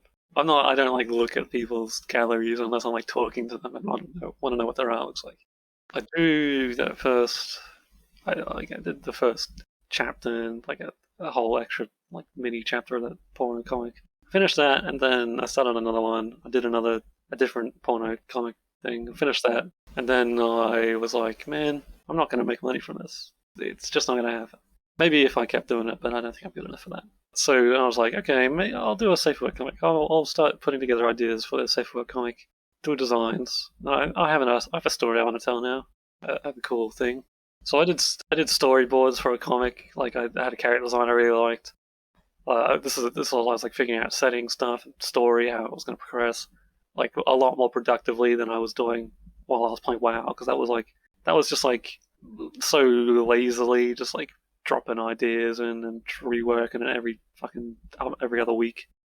Whereas this is like concerted effort. Okay, here's a character, and this is what he's gonna do, and this is how the story's gonna progress. Very focused. Actually, gonna make this fucking thing kind of work. And I made a bunch of storyboards, and that was cool. And then I met a guy who wanted to make a magazine. Who wants to make a magazine? Still does, like a Western comic magazine. And so this is someone I was working with. Like he's like an editor, but he's actually just an artist who just wants to make a magazine. Doesn't really know how to do editor stuff. I was hoping this guy would motivate me more, but he hasn't really. Anyway, I was making a comic with the intent of having it be a proper serialization in this amateur comic magazine. Kind of like a fanzine. Like a zine. That's what we call it, as a zine, just because we don't have money to print a comic or anything. This is for that. So I was storyboarding all these concepts and character designs and all that shit. And eventually, just for the sake of it, I ended up redrawing the characters from my first comic. And I was like, man, getting all nostalgic. It's like, man, these ideas are still good. I still want to draw this story. You can't let it go. Yeah, it just came back all at once. Like, damn it, I really want to draw this again. So I'm like, okay, I gotta decide. Do I keep going with this other thing? Or do I go back to my old stuff? And I decided I would go back to my old stuff. But I would use all the stuff that I'd built, right? So the setting, I had a power system that was basically what existed in my first comic, except way better. Just it made sense instead of just being magic. So you just reworked the things from the first one and kind of slipped it over. So that's what I'm working on now. It's a whole thing where it's all the stuff that I had initially, all the characters, plus new stuff. Like the setting is completely different, the story is different. It's still same. It's similar. It's I'm taking elements from everything that I had done up to that point, or prepped. I'm just reusing ideas, fitting them together, and I think it's gonna turn out well if I actually make it, because I still haven't started it. I storyboarded the first chapter, and I still need to storyboard it again just to run a second pass, make it better. Then I'm gonna ink it and release it. And this is completely separate from the cowboy stuff that you're making now, right? The cowboy stuff I'm making, Quickdraw, I started because I did not have any finished work to show, and I need to build an audience. I need to do it. There's no getting around that. It's simple as that. It's an unavoidable reality that I'm facing as an independent artist. You have to do that. No one's going to care about your comic if no one exists to see it. People need to know you exist to read it, So that's my goal right now. So that's the point of Quickdraw, is I need to release comics for people to read, show my stuff, show it around. People can see that. People say, okay, this guy makes comics.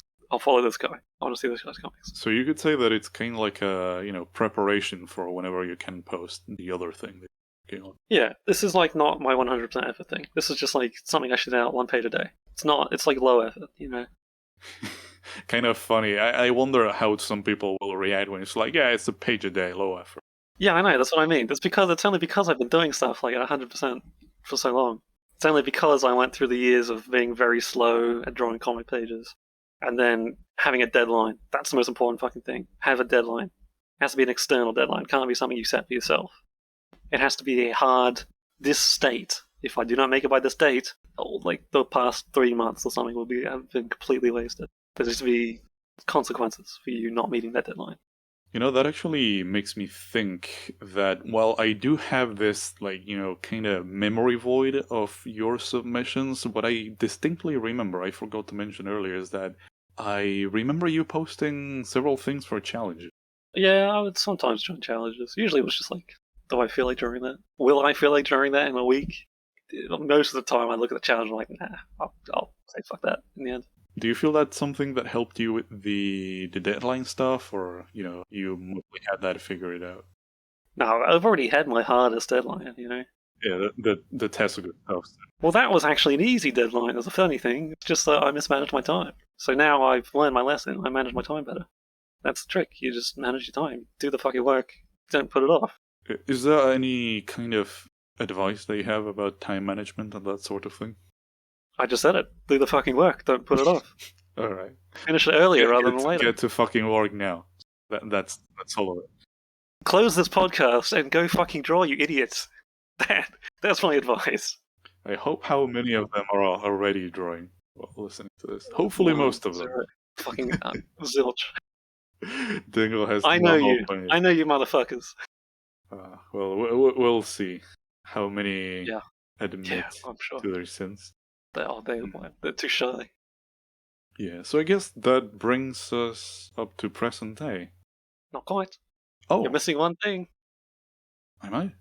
Well, you're missing two things. There was a tourney. That was the do your best tourney.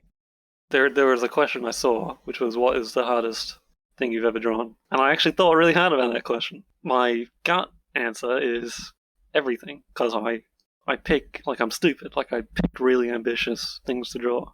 So it's really fucking hard. I don't try to draw things that are easy, if that makes sense. I don't decide on what to draw based on how easy it would be. Yeah, you're constantly raising the bar for yourself. Yeah, I just figure if it looks bad, then so be it. I'll draw it anyway. Otherwise, I'm never going to get better, I'm never going to learn. That's my gut instinct answer. However, I must admit the actual answer would have to be the final entry. I submitted it as POV, it's time to end the reign of techno-terror. The title is better than the actual drawing, I feel. That was for the prompt, that was something to do, I think it was anachronism, right? It was anachronism. Oh, wait, yeah, I remember now. I remember seeing, like, the sketches of it, yeah. We could put the thumbnails up, I'm not going to dig them up. But I always felt that the thumbnail, I always felt. Recently, having gone back through them, I feel that the thumbnails look better than the final thing.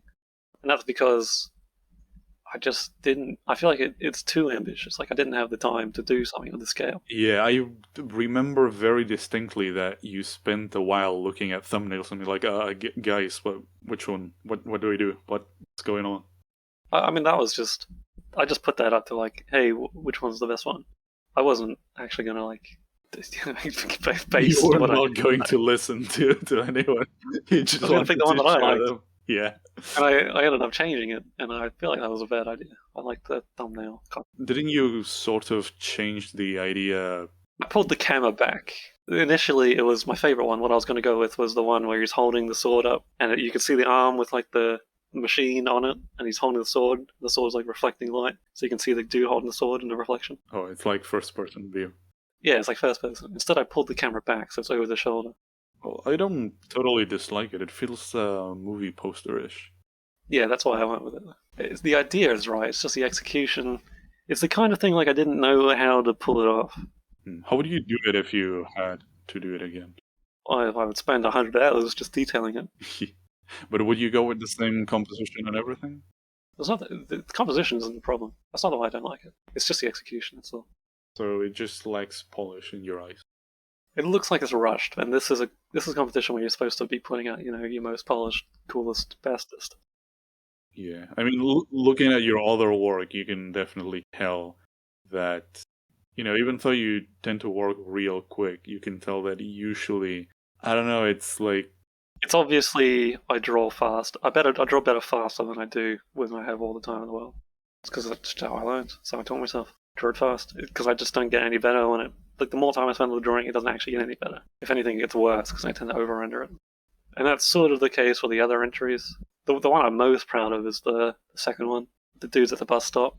And I actually I was experimenting a little something with that. That was, I decided to use a brush with no line weight variation. It was just like... Hard round brush. Just hard round brush, no pressure sensitivity. And I'd just go in really small, and I would just change the size as I needed. I think it turned out really well. I like the way that looks. Oh. Have you implemented that ever since? No. That was just an experiment for that. And I don't think the reason it looks good is because of that. I see. Do you change brushes much or something like that, or do you have, like, your defined set of tools? I'm a little weird, because I've discovered the brush settings that I like during the Tezuka. And that's to have a strong velocity variance, so the brush gets smaller when you move the line faster. So in that sense, like, it's really obvious when you're drawing quickly, because the lines are, like, really thick at the start, and then thin in the middle, and then thick at the end. So I like that. I like the way that looks. You can feel how fast it's drawn. So I just do that. And it also allows for a very wide variety of brush size without changing the brush size. So I just draw with the same, like most of the time I just draw with the same brush size, the same pen, just everything. All my line weights done with that. However, recently I discovered I got linked to a brush that's like a wood pencil. I really like that one. So lately I've been flicking between that and the my regular, it's just like literally just the default G pen, but with like just slightly tweaked settings. Yeah. Nice. Oh, so I was just checking the questions, and you kind of already answered half of this one, but Adam had asked, what's the balance in your work in terms of doing digital and traditional? Same thing goes for drawing from ref versus imagination. I've messed with with traditional, but nothing serious. It's nothing like I'm going to be drawing traditional from now on. Nothing like that. And what about do you use mini references? You already said that you don't really study much. I don't use references. I should, but I don't. The only time I use references is if I absolutely have no idea what I'm drawing, and it's like the focus of the drawing. So like a gun. I don't know what the fuck a gun looks like. I don't know the inner makings of a gun, so I should look up a reference of a gun if it's going to be in the forefront of a frame. Do you remember what's the last reference that you used?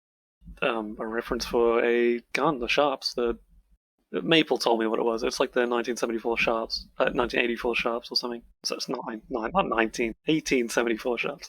It's like just an old rifle. That's all it is. It's just like a particular kind of old Wild West rifle. Because I didn't have a clear idea of what that looked like, if I had to draw it well. So I just looked up some references of that. You just needed to play some Red Dead Redemption. Yeah, instead of drawing. Yeah, not happening. Sorry, mate. Sounds like you've abandoned video. Yeah, more or less. I mean, I'm still a fucking video game addict. I still want to play them. It's just I know that that's not productive. It's like McDonald's, You know you don't want to eat McDonald's, but you also want to eat McDonald's. Yeah. That's me for video games right now. Like, every time I play one, it's like, oh my gosh, I should not have wasted that fucking time. Have you played anything recently, or? Played Noida a bit.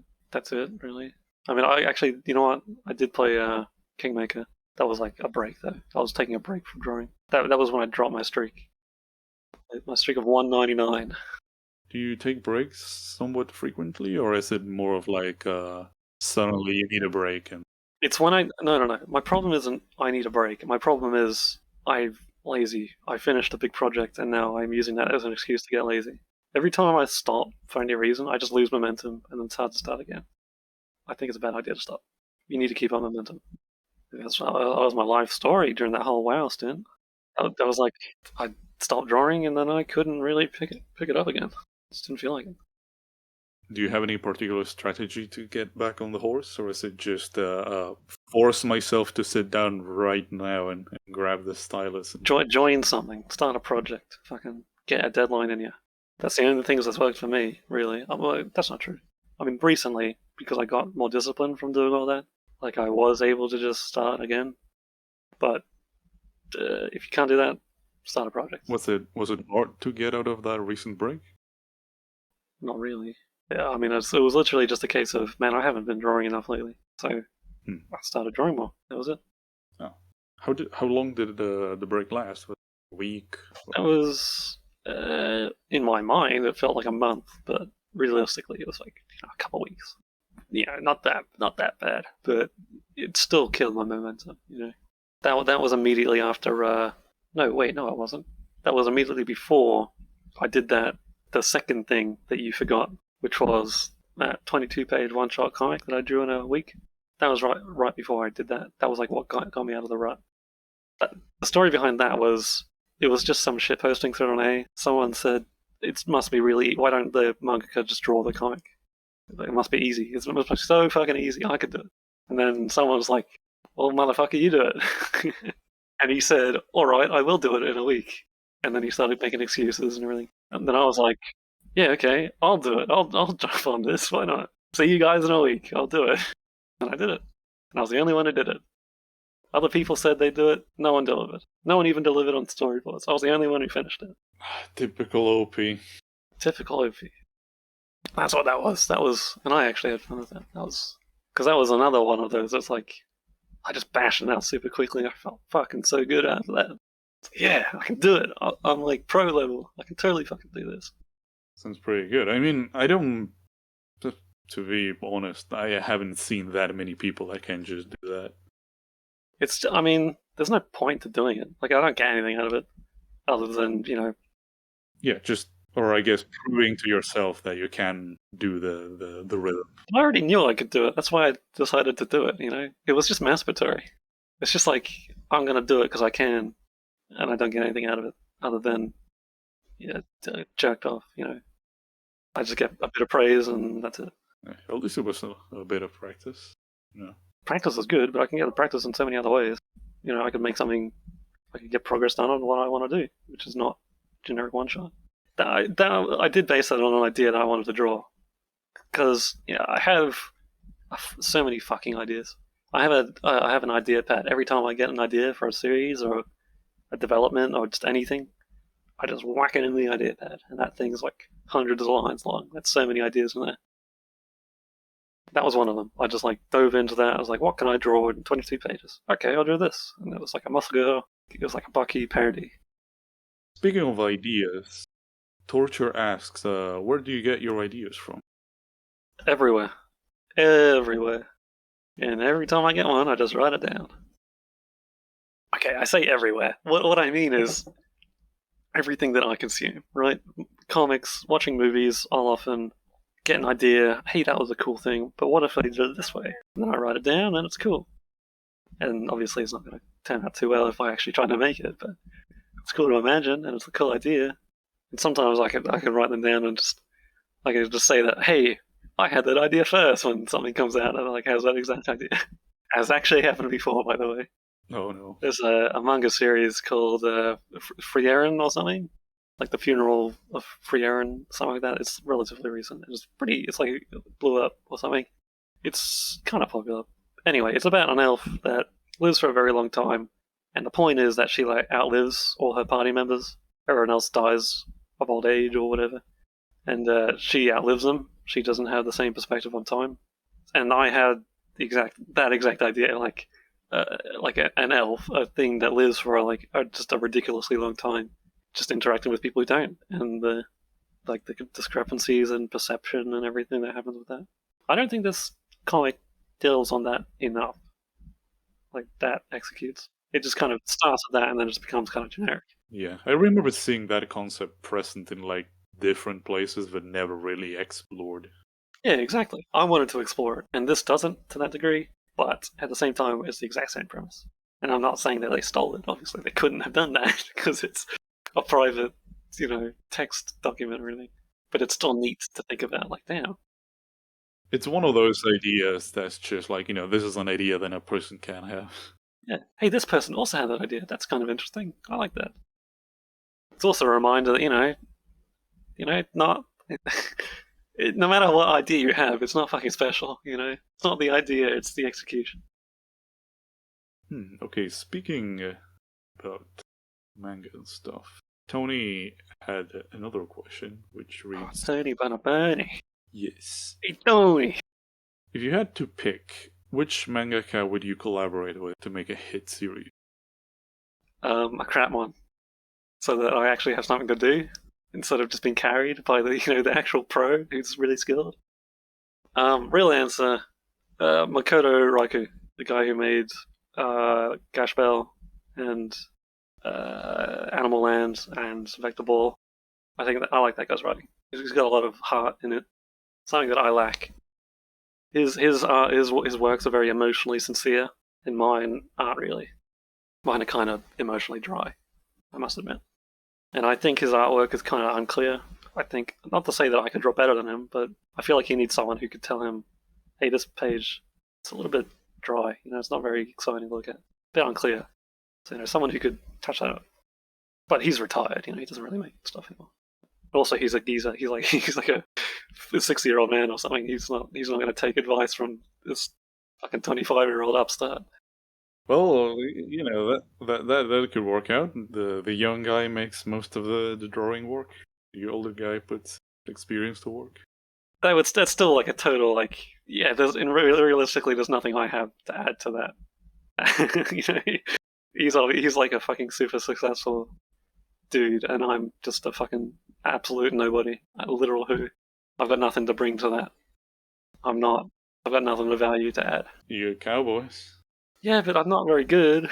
You know, maybe I could say that that's a point in my favor if that cowboy comic ever blows up and becomes super successful. But until then, nah. You need to make some, I don't know, Red Dead Redemption fan art to shill it out. Really, I just need the story to finish, and then I can post it everywhere. And be like, "Hey, motherfuckers, Yeah. cowboys." I've been waiting for the first chapter to finish so I can put it on, like, you know, the big sites, you know, like the Reddits, the Tapas, the Webtoons. Yeah, that sounds like a good idea. Have somewhere, you know, to publish it. Yeah, those things aren't made for releasing one page a day. Those are going to be, you know, once I'm doing it in chapters, and there's not that many chapters, or at least not in my head. I'm not really planning it super heavily. It's just I have a vague idea of how the story's going to play out, and it's going to be roughly this many chapters. Maybe I could fit another one, like insert another one here, maybe add one at the end. I don't know. I have an end in mind, and I have like a few key plot pivots, developments, you know, exciting things happening. Well, it looks to me like it's going pretty well. I mean, most of the pages I've seen you drop in, and it does have the feeling of like, oh shit, I just dropped into something. Okay, that's a bit hard for me to judge, but from my perspective, it feels like a bit meandering. Maybe that's just overthinking it. Like, nothing's really happened yet. We're about to get into the bit where something happens. Something is about to happen.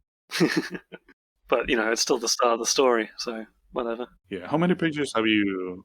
I just posted the 24th today, so... Yeah, that's not that many, I guess, for a comic. Yeah. It's kind of like I don't know, like a first manga chapter in a way. Aren't they usually like 20-something pages?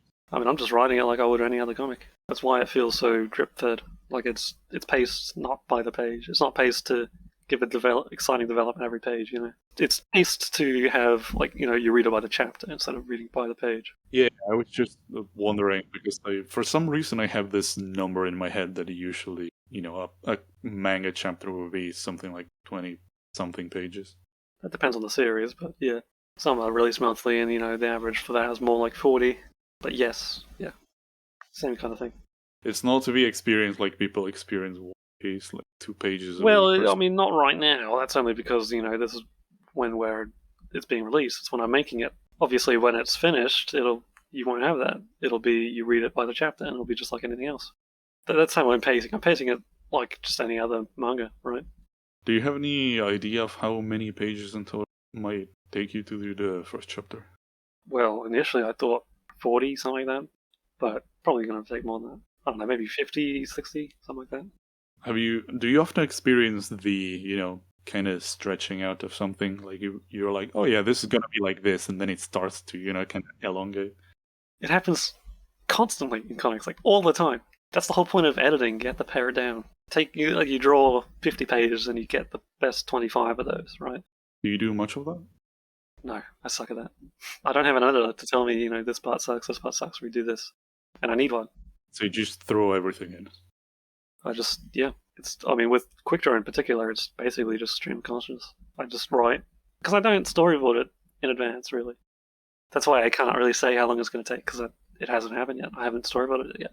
It's just like, it's going to take as many as it takes to tell the thing. I'm not going to try to squeeze it down, and I'm not going to try to draw it out. It's just going to take as long as it's going to take. Like I said, kind of low effort. Alright, so why don't we jump from that into one of the questions we have here, which is from Anon. How do you feel about your art? How do I feel about my art, my friend? Well, how do you feel about my art? Dumb question, because you can't answer. How do I feel about my art? I am happy with it. Obviously, it's janky at points. Sometimes I feel like it should be better. Sometimes I feel like, hey, I nailed it. Most of the time, I don't really. It's not what I'm looking at. It's not what I focus on. I'm trying to improve my story writing first and foremost. The artwork is what it is. So you focus more on the writing?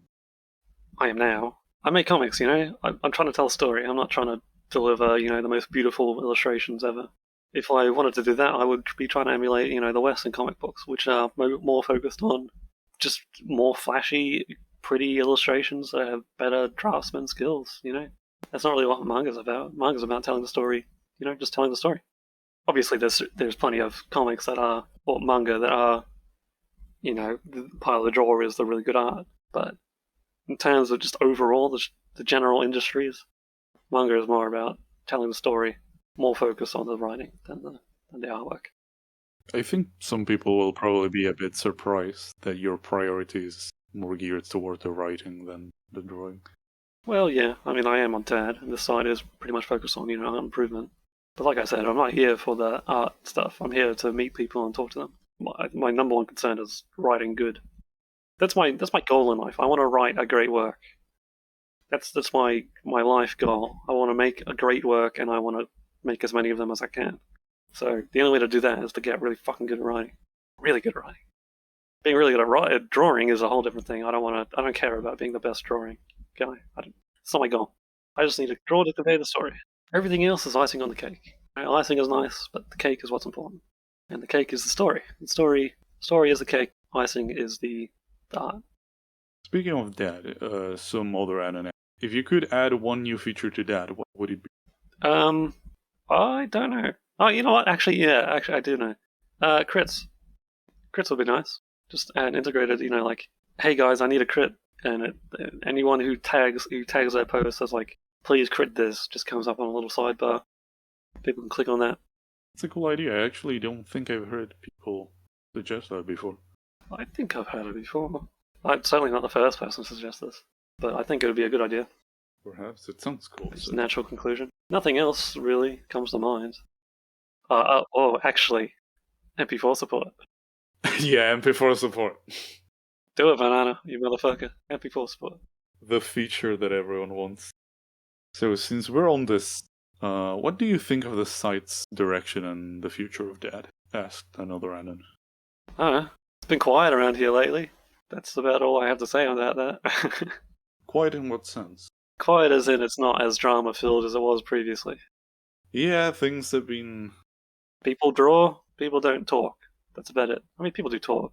It's just, it's usually the same usual suspects, but I'm assuming that's what it was always, It's always going to be the same. Just a handful of people who talk. Most people just lurk. Most people are really, really shy. Yeah. Oh, speaking of that, that makes me think of something. What kind of advice wouldn't you give as a former shy guy? Don't be a bitch. Man up, even if you're a chick. Get some balls. Just talk to people. No one's going to care. Worst thing that can happen, no one's going to punch you in the face. Nothing bad's going to happen. Just talk to people. Even if you got a funny voice, even if you're going to go, I'm 13, no. Just fucking talk to people. You learn something from it. Put it into your art, It's an invaluable experience. Humans are social creatures. Even if you don't think you get much from it, people who experience your artwork will think that, it's better that this person understands people more. You just need to do it. You need to talk to people. There you go, everyone. Jump in the voice chat tomorrow. I will be expecting you. It's easy for me to say because I just don't give a fuck, and obviously some people do give a fuck. But I think more people should be like me, and less like you. Just not stop giving a fuck. The world would be a lot better if less people gave a fuck. Yeah, sometimes I get the feeling that I don't know, a lot of people on that are way too afraid to say anything. Think about this. If you were someone who, sat in voice chat all day, would you be afraid of people joining voice chat and being awkward? Do you think you would laugh at people? Do you think you would be like, damn, this person's really stupid. I never want to talk to them again. I don't think anyone cares. Yeah, would you not give a fuck? Would it matter to you at all? Probably not. Yeah, I mean, you can always join and be kind of muted and listen to other people and type if you're very nervous about speaking up. Even then, I prefer if people talk more. But I mean, some people are weird about that. Don't really get it myself, but whatever. It's just like, you have nothing to lose. People you talk to have nothing to lose. There's absolutely no reason you can't do this. So, the only thing in the way is just you being a bitch. Just stop being a bitch. There you go, people. That's how you stop being a shy dad. Oh, speaking of shy dads and that kind of thing, one of the add-ins asks, who is your dad crush? Table guy. Ah, nice. Or courtier. Oh, you got multiple ones. Cool. Table guy because he wants to draw comics. And he's very good at drawing. Do you like his comics? Have a run him. I haven't read him. Is there anything about his work that you'd like to emulate or incorporate into your own? Yeah, I wish my line work was that good. I wish my poses were that dynamic. I wish my style was that recognizable, that electric. You know, everything about his artwork is what okay, not everything, but I think he's like the example of like a very strong, stylistic, inked. It's just very good ink work. That's it. He's just very fucking good at inking, and 100% of my artwork is inks. So of course I'm going to look up to him, right? That's it. That's the gist of it. I really like the way he draws. I wish I could draw like that. He's got a really personal style. He's developed it. You know how? By drawing. Yeah. I mean, How do I get a style? Draw what you like. Exactly. Like, if you look at his posts, actually, he has this pretty good timeline kind of thing that I remember he posted a few times, where you can actually see, I think it goes back probably, I don't know, 4 years? Draws a lot of ribbon girls. He likes shitting dick nipples, so he draws a lot of shitting dick nipples. That's Table Guy's art, like shitting dick nipples. Just everywhere. Exploding shitting dip. Exploding shitting dick nipples And on cat girls. And floppy tits. On robot cat girls who are sagging like old grannies. That's how you study Table Guy. Just, you go to the shop, buy like 2 grapefruits. They give them to you in a little bag, hang that on the wall. Yeah. And just draw that from different angles. That's your Table Guy. But yeah, I don't really care too much about painting. Like, I recognize it's very difficult, and I respect people who are very good at it, but I don't really give a fuck. It's like just of cool not that much use to you, I guess, right? You know what? Apricot too. Apricot things are good, and also her colors are very soulful. I like that soul. Yeah, the stuff she's doing for Inktober is really nice. Yeah. She's going through the ink catalog, it seems. So there you go. 3 trad dads. 3 trad ink dads. My trad dad trio. Table Guy, Courtier, and Apricot. Speaking of that, another Anon asked, which artists are your inspiration? Do you have any others that you would like to name? Tsutomu Nihei, Togashi, the guy who draws Hunter x Hunter, because obviously he draws very quickly and it's very obvious. He does not want to be spending any time drawing. He just gets it out of the way. Yeah. I respect that. Speaking, what are your thoughts on Togashi? Because you said that, for you the writing is very important, and how people like to complain about how, like, what the fuck is this? Why is there like 80% text in my manga page? Well, that's funny. People who say that haven't read it. It's not like that. If you actually read it, there's a lot of visual storytelling, like a lot of it. Yeah, I feel that people like to shit on him a lot, but something that I've said in the past is that I feel like the thing with the amount of text, especially in the latest arc, is that he's telling something that's so fucking damn complex that it's like there's just no way. The other way around this is like, separate, let's say, all the text into smaller bubbles and have like 50 extra pages for a It's chapter. very dense, but the only way for it not to be dense is for it to be decompressed. And that's not good, because that means slower releases, not faster. Anyway, I really like that guy's work, because it's just very well written, very well paced. Never feels like it stops. It's just like the pinnacle of just immaculate, you don't even notice how it moves. What would you like to say to the people that complain about the, in the Ant arc, the palace invasion? Read the manga instead of watching the fucking anime. That's all I can say. They don't like it, they don't like it. I think that arc has flaws. I like it, but, I can see that it's flawed in some ways. I really like his writing. I really like his writing too. And I really like his artwork. I think he's a very skilled draftsman. Yes, he's lazy. Yes, he draws it quickly. But I like that. I kind of like it. It feels raw. Yeah, now that you mention it, I always found it, I don't know, slightly funny that if you look at his drawings, for some reason, a lot of things he draws feel kind of cute to me, which is funny considering how fucked up some of the story beats are. I think his artwork is so fucking good. Like, it's one of those like things where he's an extremely good artist who simplifies. You go from very skilled to something that's. It's like if a master painting painted like just drew a cartoon, right? Obviously, I'm not saying he's a master painter, but my point is that it's like it's someone who's very skilled drawing something simply. Like you can see that the skill exists. It's just very subtle. It's in the subtleties. Also, his comics are fucking soulful. Gary, the first volume of Hunter x Hunter, that thing feels like it feels like a like an 80s like adventure movie. It has the same kind of like everything's a magical adventure. Everyone's like a kid having fun. It's just really has a really nice feeling to it.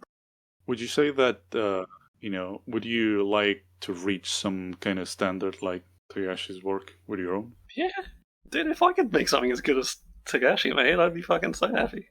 Anyway, so Togashi is one of them. Tsutome Nihei, another one, very good ink work. I like his artwork a lot. When I was first starting out, I really liked Hiroyuki Araki, obviously, JoJo's Bizarre Adventure. But now, I don't know, I still appreciate his draftsman skills and his detailing, but not for me anymore. Don't like it so much. What's the thing that you don't like too much? The writing, the drawings? No, the writing is well, okay. I never thought the writing was good. I'll just say that. Even the best written part is still like it's good for Araki, but not a great manga. But I think the artwork is I liked it because it's super detailed, and I respect it even more now because I didn't even realize it was like weekly at the time. That thing looks fucking amazing for a weekly series. That's like insanely well drawn for a weekly series. But now I just fell out of love with the style. I don't know, like the fucking shoulders, they just look like dumb. Mm-hmm. The way he draws abdomens, like muscles, it's like he forgot how to draw muscles, or he never knew. He has become like really stylized over time, I feel. I like his style. I like the stylistic flares. It's just like a lot of times it feels like he doesn't really know how to draw. But anyway, I liked his artwork a lot more before I got more skills as an artist. Now I still respect it. I think it's still good. It's just Not for you. not to my taste. There's another guy, Masanori Morita. He drew Rookies and he drew Rokudonashi Blues. He also has another series called Gakagarashi. No, wait, that's not right. Bubuki Bronco, something like that. It's like a stand-up comedy series. It's untranslatable. So he's like a classic Shonen Jump mangaka. Like he made Rokudonashi Blues, which was like an 80s series. Yeah, I was just going to ask if it was one of those eternal ones that have been being published since before World War. It was Shonen Jump in the 80s. It was about. Oh wait, so it's not in publication now. So it's an old thing. No. It's really old, and it was about delinquents. It was one of those classic delinquent shonen manga. The artwork in that is fucking insane, like incredibly good. Like I don't think anything has been eclipsed that. It's that to me is like the peak of inking. I could bring up some examples for Seven to show, but it's just so insanely good. So the reason I like him is because his inking is really fucking good. His writing is just okay. It's compelling. It's pretty funny. But his artwork is fucking amazing. It's neat that you have different inspirations and people you look up to, and it's like, yeah, this guy's writing's good. I can't really draw like him. I know I can't draw anything like him because he's one of those like savant artists who's just like so crazy good. Like you couldn't even hope to reach that level. But yeah, he's fucking. I look up to the guy a lot. Look at this hair. Shit, this drawing's amazing. Yeah, his artwork is fucking incredible. It gets kind of more generic later on. Like he clearly slips into a style where it's like, okay, I actually need to like be able to get to sleep at some point during the week because it was a weekly series, right? This artwork, weekly series, astounding for a weekly series.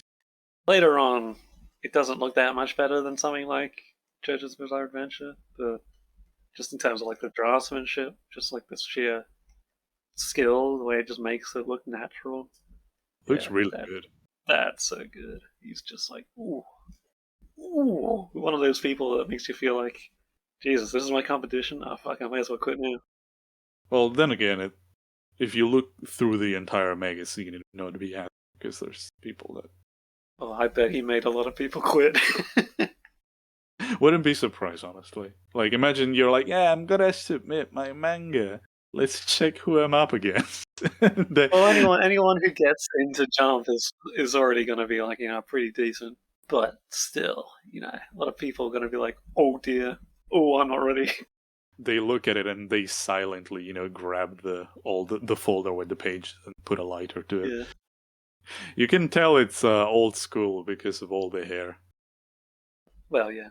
They don't really make manga about like delinquents like this. I mean, even at the time, this was a throwback. Because that's like more of a 60s thing, 50s or 60s. This was in the 80s, of course. And there's some delinquent series now, but like I said, they're all throwbacks. That kind of culture's not really in the vogue. There's one that's like really popular called Tokyo Avengers, Tokyo Revengers, but it's not like this. It's not like masculine. It's more to today's sensibilities. If that makes sense. Moe shit, you could say, perhaps. I wouldn't call it that. It's like cute boys instead of No. this like masculine. The Moe is invading everything, metastasizing. I don't even think that's a bad thing. It's just like whatever the culture the culture does what it does. People speak with their wallets. People buy the cute stuff. People like the manly stuff at the time because 80s movies were really manly.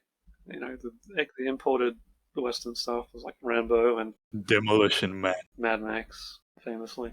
So it's masculine men with big muscles punching stuff. Like JoJo Part 1. It's not as popular anymore. More like Fist of the North Star, which is what JoJo Part true. 1 ripped off.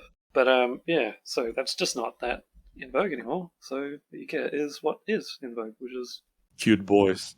yeah, one day maybe the manly stuff will come back. But there's no point crying about it. Not unless you got a time machine. Yeah, certainly not. And you know what? The stuff didn't go anywhere. Most of it isn't translated. Go ahead, mate. Where's your oyster? Learn Japanese. Or even just read the stuff that's in your language. Do you think there's any, how do you call I guess just translators, not fandoms or anything, but do you think there's any people translating sort of stuff? This kind of slightly niche old manga. This specifically, yes. This is still being translated in English. Oh, cool. So it's still the project. It's like almost 400 chapters long, and only 200 and something have been done. Maybe not even that. No, wait, yeah, more than that. But yeah, it's fully translated in French, but not in English. The French ones got to it faster. There's like so many more manga than there is translated manga. It's a huge industry, and we only get the tip of the iceberg. We only get the stuff that someone saw and thought, damn, this must be good. Or the stuff that's selling insanely well in Japan that people just couldn't ignore it. Hmm. Even then, stuff like Jipang, which is super popular in Japan, we don't get that. No one fucking translates for Jipang because it's like a nationalist manga. Nobody wants to read about people wanking off Japanese military. Yeah. Even though it's super popular and probably pretty good. Is it well drawn? Presumably. It's Kawaguchi Koji. He's a pretty good artist. Let's see what other questions we have. We got the meme questions left, and Go for meme and then serious and then meme and then serious. okay, so here we have Annan says, please mention me, and then Annan said, no, me, and him, because I noticed you. he drew a cute dinosaur, then people then turned into a ball sack that was supposed to be a neuron. Well, you know what? At least you're fucking drawing. You know who's not drawing right now? Me. I'm not drawing right now. Fucking talk. Me neither. We should be drawing. Yeah, look at us, cunts. Yeah, after all, Dad is a site about drawing. You know what, Bastion? I'm gonna flip the tables on you, motherfucker. I got some questions for you. Oh, okay, sure, go ahead. How did you get into art? How did I get into art? Yeah. That's a good question that goes a very, very long time back. Alright. When did you start drawing? And why? When did I start drawing? It actually has a lot to do with manga, too. Oh. Yeah, because, like I said earlier, there was a ton of anime here growing up. And funnily enough, I had no idea what the hell anime was until I was like 10 and discovered the internet, just because, it's like, oh yeah, I don't know, it's some weird cartoon, I think it's Japanese or something. But when I got a computer and everything, I started seeing it's not, I don't know, my mind wants to call it splash art or whatever, like promotional drawings for anime and whatever. It was like, oh... Yeah, the posters. Yeah, it was like, yeah, this is cool. I like this. And I always liked... it's funny, that I mostly draw and paint a bit these days. But I could say that I got into art first by sculpting. I used to like sculpting a ton as a child. And I just always really liked making stuff. It's like, oh, I'm imagining something. I want to make that into something tangible.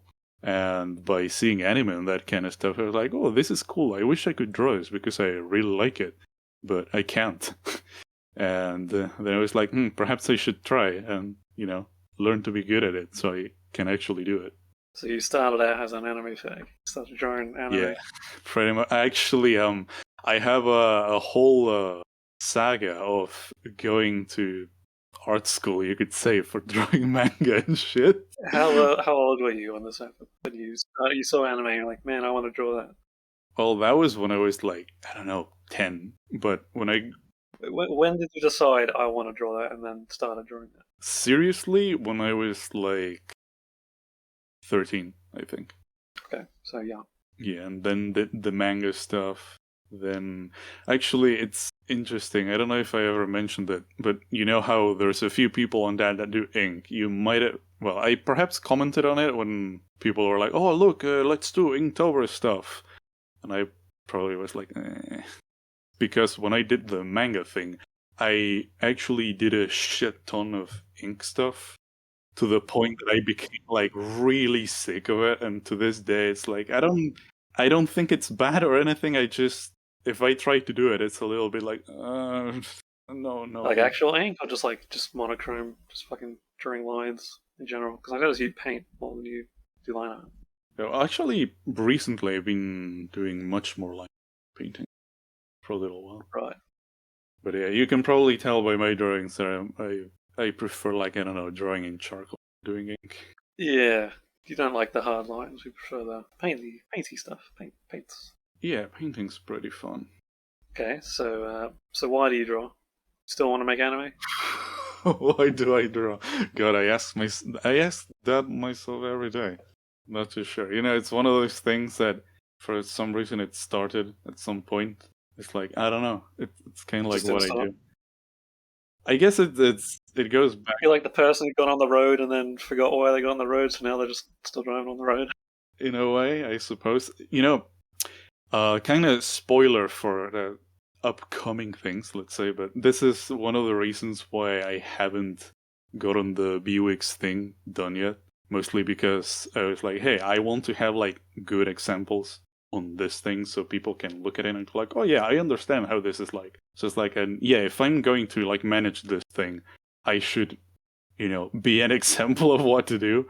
But the thing involves like writing, like, yeah, this is what I'm drawing, this is what I want to do, and I'm like, fuck, what do I draw? What's this thing you're talking about? What's this Beweeks thing? Oh, you've never seen it before? I don't know what it is. Oh, okay. So originally, this is an idea that Seven came up with, and it's about learning, how to learn how to draw.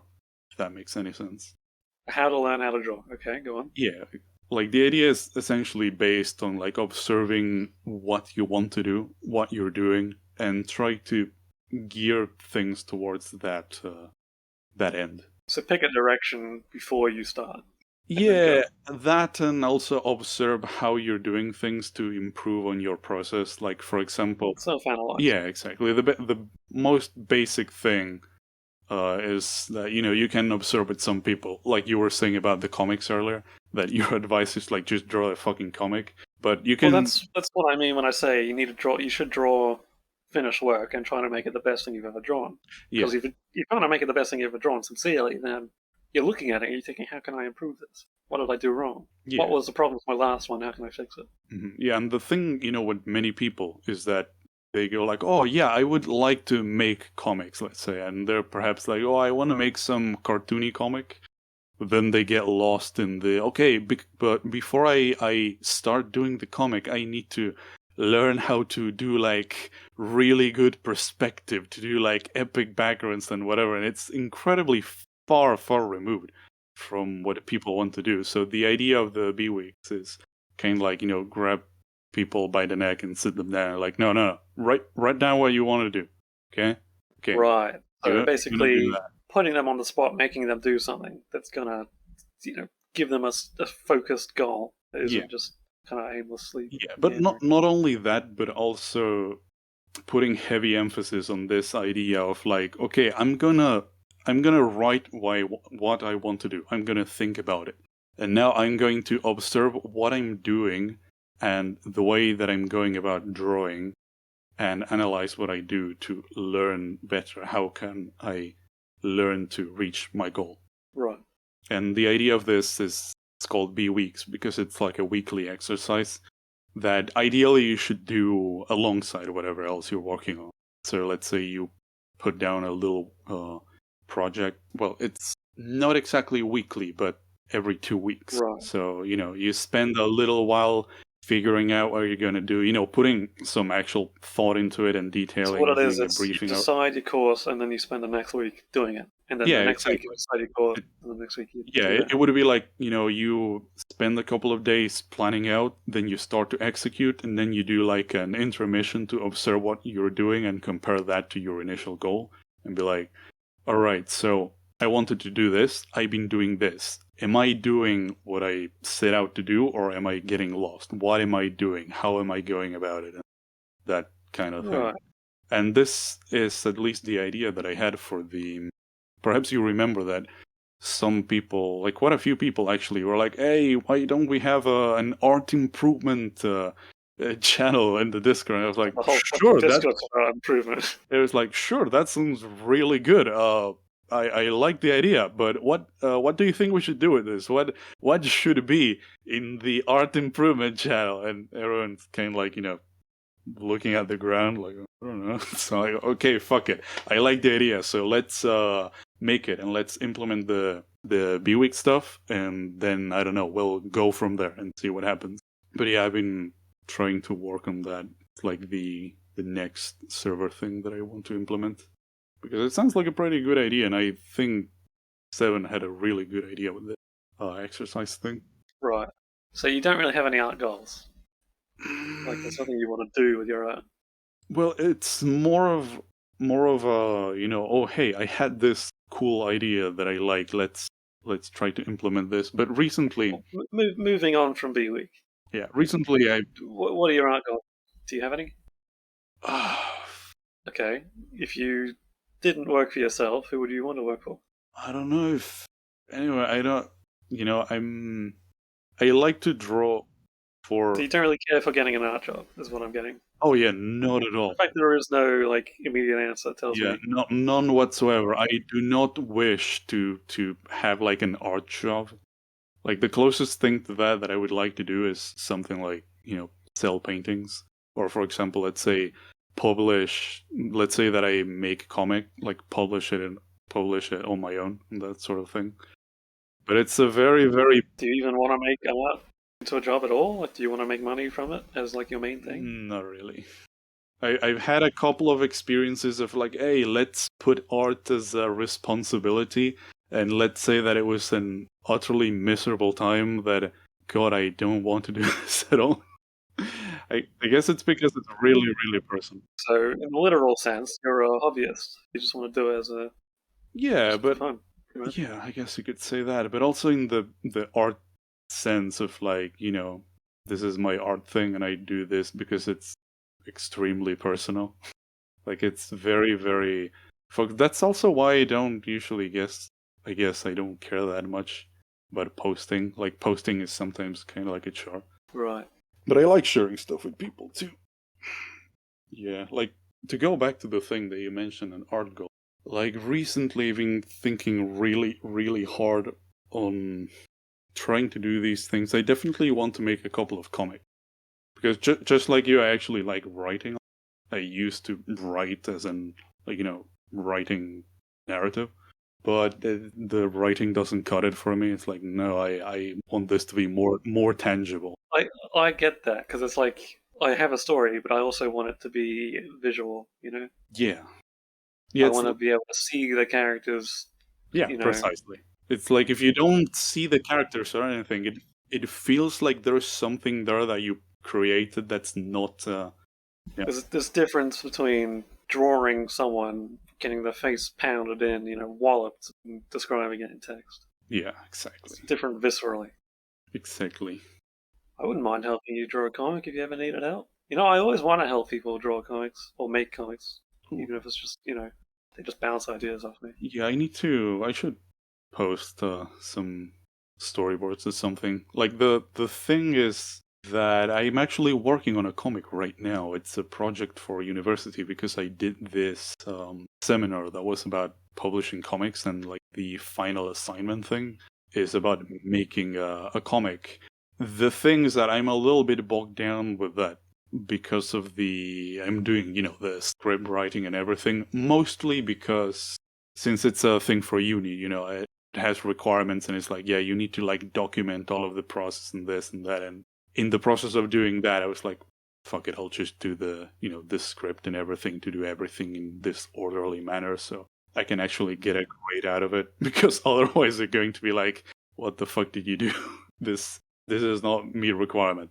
But yeah, I'll probably see if I can start posting some storyboard or something soon. I actually have another comic that I was going to do instead. The reason why I didn't is because this kind of thing is like full of like blood and this visceral violent humor. It's like, I don't know if I want to go to university and be like, oh, hey guys, this is my comic. And there's like, I don't know, a guy being torn in half by a hellish creature. I don't think they would care about that. I think they see that you're a grown man. You're not just like a kid expressing his sick desires. People understand that's a cool thing, not just like man, I want to rip apart someone like I'm a beast.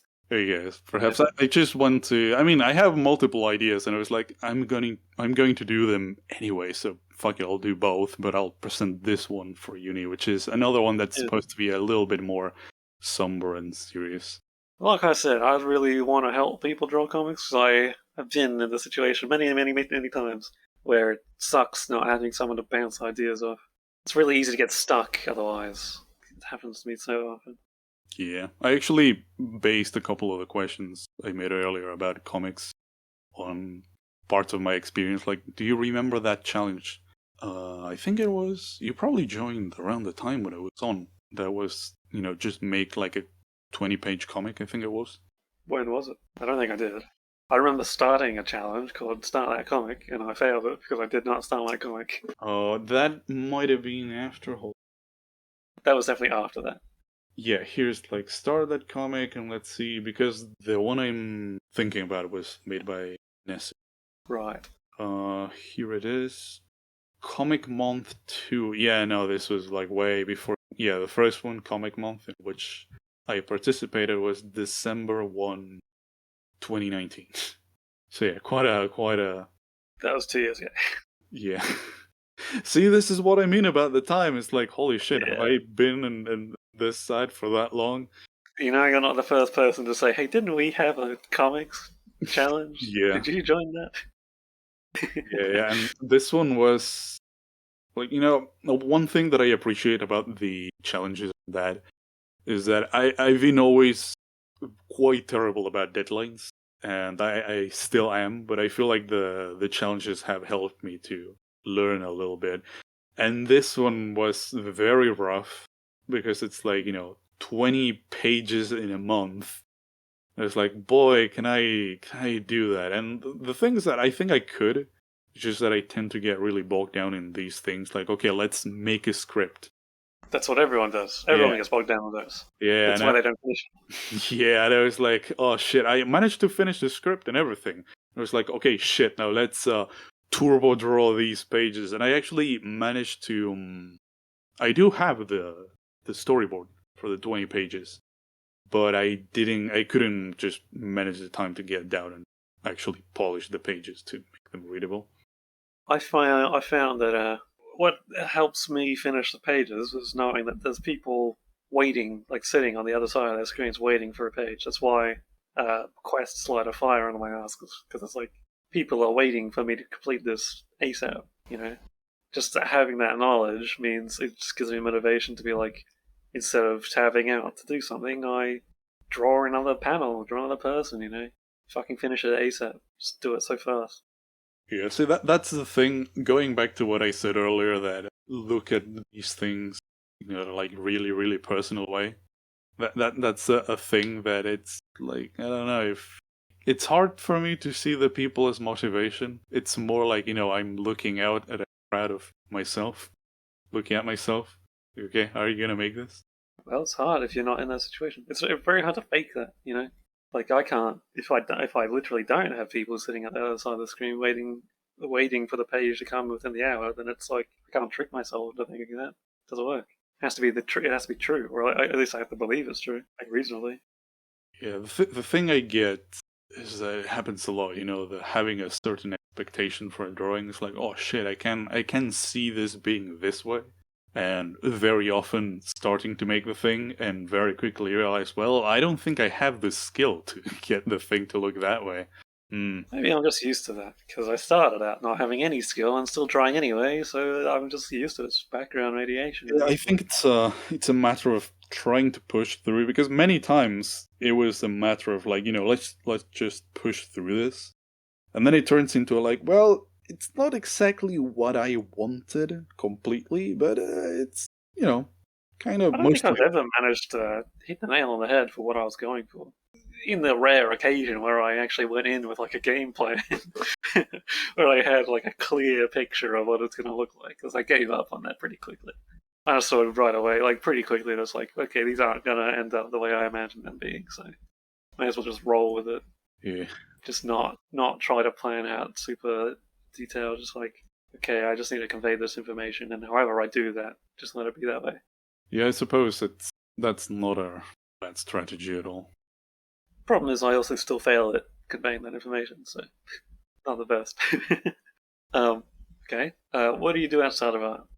What do I do outside of art? I Don't say video games. I used to do a lot of things. Actually, funny that you mentioned video games, because if you look at one of my latest submissions, which is this sad-looking bear being like, man, I miss playing PS2. I used to be a huge gamer, and now I'm like, man, remember when I used to play video games? I miss that. But I don't know, I get really absorbed by drawing to the point that sometimes I don't know, it's kind of hard to do other things, because you know, a lot of the times there's a lot of shit to do. I try to balance, like, you know, caring for my house and stuff with drawing, because it's like, oh shit, I need to do a lot of... Right, that's the housework. Don't do much house for pleasure other than draw. Yeah, Really. honestly, these days I just try to draw for a while. If it's thanks to that, actually, that, you know, really got me focused on drawing. So I guess that makes sense. I mean, you're not trying to do it for a job or anything. You're just drawing because you find it fun. yeah, it's like I'm trying to reach this standard of like, oh hey, I managed to make this thing work the way I wanted it to work. Right. And I guess right now also, you know, trying to do these things like, hey, let's get this thing up for the server, let's do the podcast and whatever, Yeah. just to get I guess this also counts what you do outside of drawing, technically. Yeah, it's one of the things. Sometimes I'm kind of like, you know, oh shit, I need to do this, but also sometimes I perhaps get way too into it and I'm like, no, wait, stop. This is a fucking site about drawing. Get back to drawing. Yeah.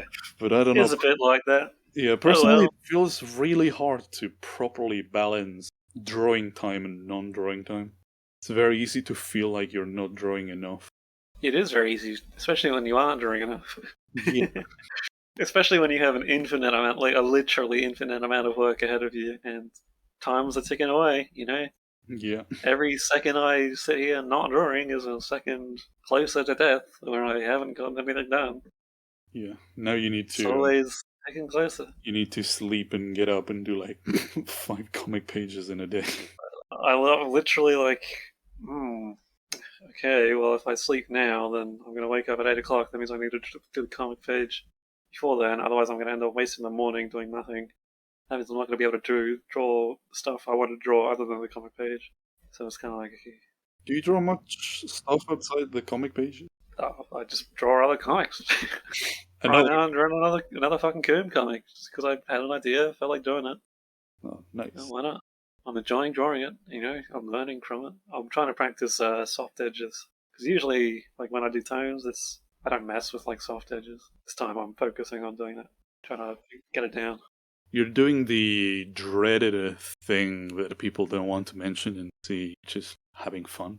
The forbidden thing. I mean, it's not like I'm doing it because I'm enjoying it. I'm doing it because I need to get it done, or I feel like I need to get it done. But you do enjoy working, right? It's like I said before, I don't enjoy making. I don't find making comics to be fun. It's not. I don't enjoy drawing, and to be honest, even writing feels like a chore sometimes. It's just like, what else is there to my life other than drawing comics? I don't want to do anything else. I hate it, but I can't fix myself doing anything else, so keep on trucking on. I guess it goes back to the thing falling from the sky. Be like, okay, you're gonna draw comics. This is your thing. Divine intervention. I don't actually think it's divine intervention, by the way. I'm not like religious or anything. It's just I just think it's a funny way to think of it because it's like it really did just come out of nowhere. I had no experience writing or drawing. It just out of nowhere, just suddenly, oh, hey, I want to do that.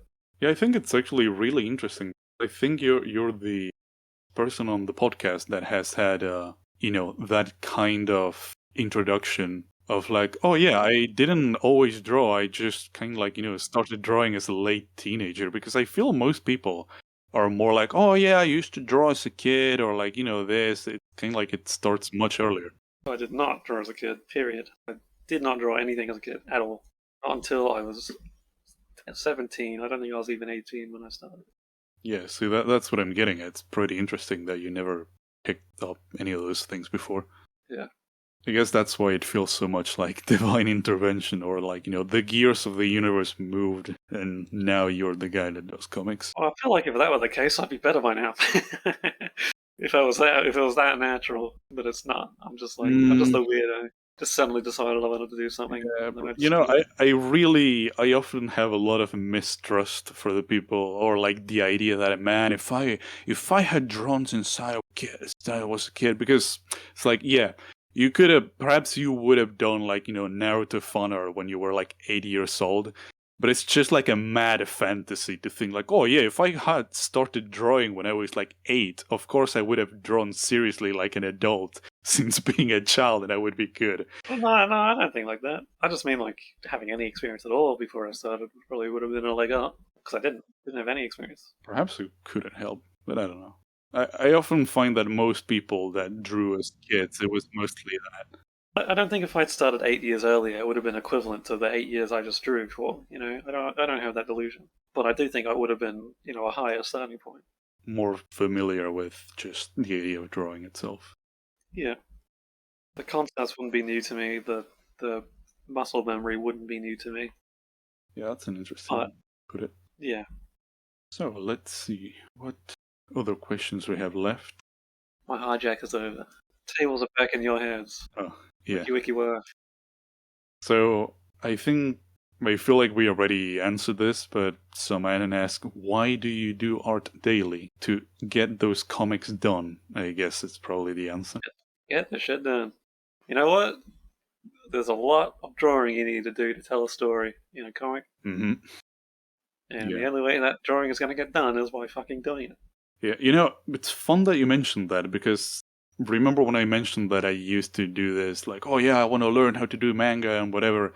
I was really into the idea of making comics until I tried and was like, damn, you have to draw a shit ton to just like do a fucking page. Damn it. Go open up any random Shonen Jump manga, count the number of panels in one chapter. It'll be nearly 100. Literally 100 drawings in a week. It's a lot of drawing, but then again, if you propose yourself like, oh, perhaps I would like to do animation, and you're like, suddenly making comics is sounding much more appealing than this shit. Yeah, animation's even worse. Yeah, talk about making a shit ton of drawings. So why do I draw every day? Because I need to finish stuff. Yeah, I also think that it's not necessarily that I would like to do comics because I want to do comics, but more because it's like, hey, I had this idea, right? I kind of wrote this story. And you had a story you wanted to tell. Yeah, how should this exist? And it's like, this could be text, this could be this, but it's like, how there's things that work as comics, things that work in animation, and there's like things that wouldn't necessarily work too well animated, but they might work as a comic, and so on, so on, so on.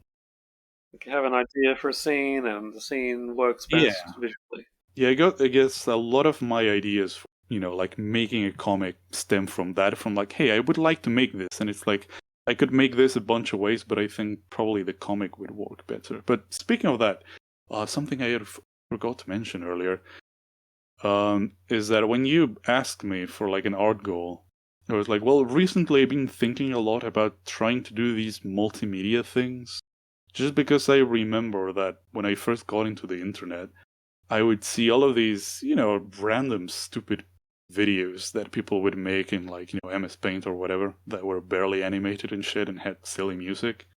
And I really, really, really enjoy that. So I was thinking like, hey, now that I'm like grown up and I can actually like draw at least semi-competently, I would like to do something like that was kind of introspective. Nobody's ever topped Homestuck in terms of the multimedia project kind of thing to me. Hmm. You could be that person if you're ambitious enough. Yeah, I guess I don't. It's more of like, I don't know. I'm trying to get the ball rolling with that, but it's like, goal is okay. Make like a stupid 20-second, barely half animated video, like an animatic that gets an idea done, just to get a You feel don't end for up. it. You don't just accidentally make Homestuck. The only way you can do that is you have to be insanely dedicated. That dude like lived and Oh breathed that yeah, no, comic no, for yeah, I know. years. Hussey is a special guy. That guy doesn't fucking. I wish he would make more stuff. Have you read Psychocolonials? I'm gonna shill that. That's good. That's like the best thing he's written, I Uh, reckon. Not really. I haven't really read that much of his work, but I really like Homestuck. The thing with Homestuck, though, see, is that it's one of those things that I can like secretly like, because the moment you mention it in public, it turns into a shit Yeah, show. let's not talk about that. Let's Yeah, just exactly. pretend. Nobody said Yeah. Homestuck here. There's no home anything. I Forget about it. like it. I like it for the work. I don't give a shit about the fan works. Yeah, exactly. I just couldn't care less for the people who are into it or whatever. I just like his work, and I enjoy his work in a vacuum, let's say, and I'm happy with that. Yes, I enjoy his work in a vacuum. It has a lot of. There's a lot that you can learn from. There's a lot of actually very cool technical stuff you can learn from it. Yeah, I think he has done a lot of really cool stuff that I haven't seen anyone else do at all. I really like his writing voice. The fact that that kind of disappears is why I think it kind of like Homestuck itself falls off because it feels ghost written. It doesn't feel like it's written by the dude after a certain point. Mhm. It becomes toothless. His writing is very Yeah, teethy. It's very it's bitey. also, I think one thing with it is that it feels a little bit like one of those things, that it was rolling and at some point it got too big, and you feel how big the guy might have wanted to end it, but he had like, I don't know, 6 Dude, million people behind him pushing him, and he was dude, like, oh dude. fuck, what do I do? Read Psychocolonials because it's pretty much exactly that. I mean, it's fictional story, but it's basically just writing the story of Homestuck Alright, I'll have to because check that's it out. exactly what it is. I don't want to fucking spoil it, but Alright, I'll check it out. Oh, also, it's a story about something getting fucking out of hand. I'm sure he's very familiar with it, so that story is probably Yeah. very, very well written. I'll say it again. It's his best written work. Feels like an actual story. Nice. The beginning, middle, and end. All right. So also, Anon said, "Give me your composition trick. What composition tricks do you have for Anon?" I don't fucking know. Just compose. I just do stuff that looks See cool. what happens. Put the camera on the ground. So it makes things look big, which makes it look dramatic and dynamic. And Okay, Anon. Okay, Anon. Draw the rest of the fucking owl, but for composition. There you go. watch movies. Watch movies. Copy that. Yeah, That's like advice how to learn composition. yeah, I don't fucking know. that's actually a good idea. There's quite a few. I don't have any tricks, dude. If I had tricks, I'd be successful. You know, kind of asking someone who's just not that great. I mean, it may be good that you enjoy my work if you do, but the numbers don't speak of that. Well, The numbers don't lie. sometimes it does happen. The thing that you look at your work, you're kind of like meh, but people who see it from different eyes probably like it much more than you. I'm sure. I mean, even my old stuff, I look at it, I'm like, damn, I had some good ideas there. I can see potential. This is pretty good. But at the same time, it's kind of like, well, yeah, if it was good, surely I'd have something to show for it. It's kind of like, I may like it, but does everyone else? Like, does enough people like it for it to be a success, in air quotes? Better to learn from successes. I mean, you can learn from failures, but they're probably not going to tell you how to do something. They're going to tell you how not to do it. Mm-hmm. I can tell you not to compose. Don't just do flat shots and everything. Give characters something to do in a shot. Okay, a really, really good one that I remember noticing when I was like, a young teenager trying to do a comic, and I kind of did it. Then I realized, wait, I'm doing this thing that other people do, and that I just realized that's bullshit. And perhaps you remember this like a very bare bones webcomic thing. They draw like basically the same side view of two characters talking to each other, and the only difference is that one raises a hand or something. Yeah, don't do that. Don't do that. That is not Vary good it up. composition. You need to challenge yourself. If it's a hard pose to draw, that means you should be drawing it, not drawing it.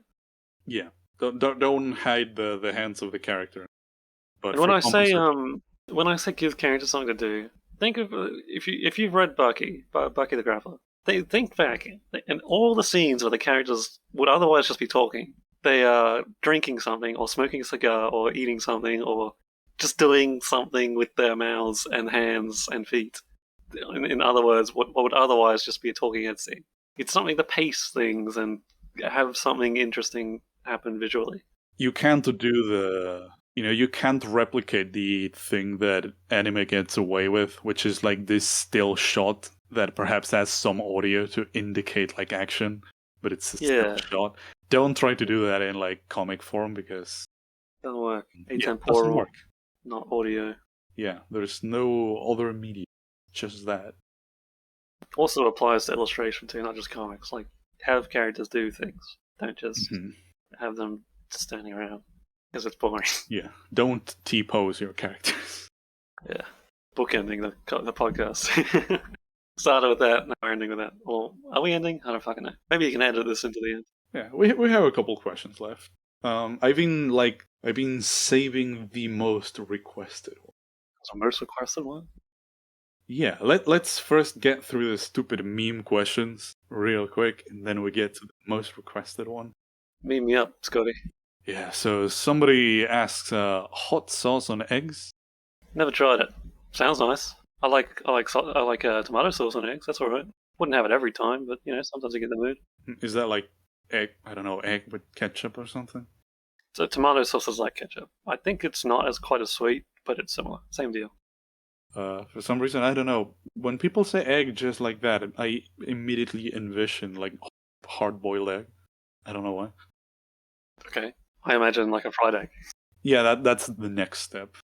So, then some other anime wants to know what if you think pee is stored in the balls.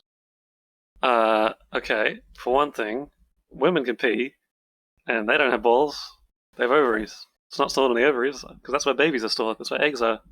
So, just logically, that can't be the case. And you know what? I'm glad for it. I'm glad women can pee, because that means water sports fans get everything they want. Think about that, mate. Wouldn't be water sports if pee was stored in the balls. Trust Dingle. He has done Not Safe for Work. He's an expert. Well, I haven't drawn water sports. Maybe I should. Perhaps that's the key to success. Maybe that's what that Anon was like. Secretly hoping. Yeah. He's trying to lead me. Yeah, it's subliminal messages, like perhaps if I do this, Dingle will draw what I want. Well played, my friend. That's 40 chess. Yeah, perhaps that's why the suggestions of like, no, perhaps make an anonymous thread so people can ask anonymous questions, so it's not weird. So perhaps somebody wanted to ask like, hey Dingle, can you draw the P manga? Yeah. So last stupid meme question: can you say Worcestershire? I don't know. You say it first. You mean Worcestershire? Worcestershire sauce? Yeah, that thing. The It's a place, and it's they make a sauce. It's called Worcestershire sauce. Yeah, I've seen like a YouTube video thumbnail of like, what? How is this thing made? But it's like I have no English. It's nice. I like it. I have it in a lot of things. Particularly, I have it in spaghetti bolognese a lot. Oh, spaghetti. Just like the way Worcestershire tastes with spaghetti. It tastes good. It's more of like a steak sauce or something, I guess. What does it taste like? Just savoury. I don't know. It's just nice. I like it. I see. It looks like soy sauce to me. It does look like soy sauce, but I don't think it's soy based. It's nice. I like it. And it's from Worcestershire. Worcestershire. Are you happy now? There you go, Adam. Your wish has been fulfilled. So, hold on. There's one last dumb question. So, whose art do you think is the most sus? Whatever that means. Don't know. I wouldn't know. I don't look it up. He's too busy I'm not a making big art comics. consumer. I'm not a big art consumer, mate. Like I draw it and I read manga, but I don't like look at other people's submissions that much. Like I said, I only look if I'm talking to someone and I want to know what their artwork looks like. So sorry, but that meme failed. I don't know whose artwork is the most sus. I have no opinion on that. Alright, so, and last but not least, the most requested question for you. What does your username mean? What does Dingleburied mean? What's the origin of your username? Asks Super Solid and many others. I'm the kind of person who just picks names and just rolls with them, like just on the spot. Dingleburied, I didn't pick it with a meaning. A dingleberry is like a shit stuck on your shit in your ass hairs. It's like a nugget of poop. I didn't name myself Dingleburied because I thought, I want to be associated with poopy. it's just a name that rolled off the tongue, and Dingle sounds kind of funny. Dingleburied, I don't know. Just fit. And Octagon, I don't know. I think I was just watching like a YouTube video, one of those fucking Jack Black census mix videos, you know? 8 Fantastic Science, that kind of thing. Octagon, I don't know, just fit. I just like the sound of it, that's all. Sounds like the way people would pick, random forum usernames. Yeah, pretty much. That's what I did. Like, I don't know, Bottle Collector 89. That's how I name a lot of things. I just kind of just go with what sounds nice, what sticks. Sounds a little bit like, I don't know, like the way you approach comics. Just go at it. A little bit, lackadaisical. Don't take it that seriously. The more because it's also how I approach art. The more I try, the kind of doesn't make it any better. You're like an action man. I can't. Maybe it's just something that's the way I grew up. I just can't put 100% effort into something. Like I just never learned how to apply all of my brain power into making the best thing ever. I don't know. It just doesn't. Every time I try, it just comes out not good. It comes out worse than if I just hadn't tried. I guess you could say it gets into that trying too hard that some people say. Yeah. Like, I haven't figured out how to try hard without it being try hard. So I figure, if I can't do it without being try hard, then I should just not try. It just comes out how it is. Just let it roll. I hope that works out for me. I really do. Well, I think it seems to be working out. You've really developed making comics. If you look at the first examples of your work, and certainly changed a lot. I went through it with Maple. Like I showed him my first comic. All 400 pages of that, by the way. It was 23 chapters. Yeah, that was over the course of a year and a half, or roughly that. And that was you can really see the development. Like I changed a lot over that year. But that's also because I was a beginner, right? I started drawing with that, and I improved rapidly because I drew a lot in that time. That's the biggest indication. And after that, I stagnated because I didn't draw as much. And now that I'm drawing a lot more again, I'm improving again. So draw more. You want to get good, draw. You heard everyone. So Dingle is a strong proponent of the just draw meme. You could probably, I think, I'm probably repeating myself a lot. You could probably improve faster if you studied and drew a lot. But I didn't. I just drew a lot. Yeah. I didn't have the time for studying. Every time I was studying, I could have been drawing a page. Work seems to be a constant.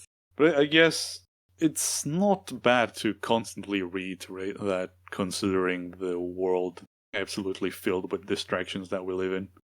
People are lazy. Yeah, that too. I'm lazy. But I could get good without drawing. It makes sense when you think of like, oh man, how did people get so good, in the past? And it's like, yeah, nobody had like fucking internet. There was like fuck all to do. You either paint or you jack off. Yeah, they fucking paint. They paint a lot. You only see the good ones. That's why you only see the good ones because they're the only ones that are like hit anyone. Yeah, The rest is garbage. They get a thrown in the trash. a ton of artists in the past would like even destroy their works. It was like, no, this nobody has to see this. Immediately burn it. And they do it a lot because that's how you get good. Yeah, that's what they had to do. No, you haven't seen the hundreds and hundreds of terrible drawings I've drawn. You've only seen the ones that are just okay. I would happily show you if you asked. Like I put it on a Mega Drive. I could just drop the link. I'm looking forward to the day where people are like, "Damn, this guy's really good. I bet he's super talented. He must have been drawing from a really young age." So I can come in and say, "Boom, you're wrong, motherfucker." You drop the Dingle's cringe mega folder. I started drawing at the age of 17, and this is what they looked like. I was not talented. I just drew that. That's all. Yeah, well, you put in certainly a ton of work. I found it kind of funny. You're like, oh yeah, here's the 400 pages I made throughout. It was like, a year, and there's like so many people being like, no, I have like 2 months to draw 20 pages. No, it's too little. No! Oh, my 100-page essay is due tomorrow! Yes. Ah! That's what it sounds to me. You guys are you literally reduced to a fucking meme. I kind of understand those people because how like, it crashed and burned, to use the 7 swords, during that comic challenge. Said it before, I'll say it again. The trick is to not care. Stop giving a fuck, just make it. It'll be shit. Yeah, because it's your first comic. No shit, it'll be shit. Nobody's first comic is good. Nobody's. There's too much that can go wrong. You can't just blunder your way into making a good comic. Yeah, also, honestly, something that I thought about after the fact and mostly was thinking about now, it's like, just, do whatever and post it. It's like you're doing like a silly challenge for the silly website you participate in. It's not like the 20-page silly thing you're making will be like on national TV tomorrow, and everyone will be like, look at what he did. Have fun. Yeah. Bit egotistical to think that anyone gives a fuck. The only people who give a fuck are the people who see your stuff and think it's good and think, damn, you're really good. That makes me angry. If you suck, then you don't have no problem. I mean, if anything, people giving a fuck would be a good sign. Yeah, exactly. You know how you know you've made it? When you get haters. Because you're a threat. Yeah. They think, oh shit, this guy. Wow, I better bring him down. Yeah, just wait until there's IC threads with like one of your works and like, look at the way this motherfucker drew this leg. You know how I know I suck? Because I don't really have haters. Nobody's saying like, damn, this Octagon guy needs to be taken down a peg. No one gives a fuck. Because I'm not big, I'm not a threat to anyone. I just make a shitty comic and no one cares. Maybe one day some people will care. And you know what? I'll be smiling that day. Nice. I'll be like, yes, I finally made it. Nice. Well, I think that's a good note to end the podcast on, since there's really no more questions or anything. So, alright everyone, thank you very much for listening to this. Glad that you, at least some of you, are looking forward to it, and thank you, Dingle, for being proactive and like, hey, let's make another podcast. It's been a while. Yeah, well, I mean, every episode you guys keep begging Shy Dads to come out of the woodwork. Yeah, honestly, that's probably the hardest thing to arrange about the podcast. Like, people are like, hey, let's podcast. And I'm like, sure, come in. And like, you need to corner them, motherfucker. Yeah, exactly. I'm not shy. Like, I will happily put my hand up to join in on things. But other people won't. You need to corner them. That's the thing. Attack them. It's hard to find people. So, hey, everyone listening to this, if you'd like to propose yourself to be on the podcast, feel welcome to. But okay, I guess that's about it. Thank you everyone for listening. I hope you enjoyed it. That's all for this time. See you around next time. Bye-bye. I hope I wasn't too much of a dickhead. Nah, it was completely fine. It's probably one of the best episodes we have so far. That's only because I'm the best guest. Yes. Alright. I really flip-flopped there. First I was humble, and then I was big-headed. Oh yeah. Yeah, hold on. The questions, not as many questions this time. Well, I guess... Oh, well, of course, there's the typical... bullshit question, like, why are you gay? Or is pee stored in the balls? And oh no, I wanted to answer that one. That was a good one. I had an answer Uh, prepared. sure. Okay, I forgot you it. can answer it now, and it can be spliced into it later. So tell Okay. us, why are you gay? Why am I gay? That's not the question I wanted to answer. But you know what? I'll answer it anyway. Why am I gay? All my friends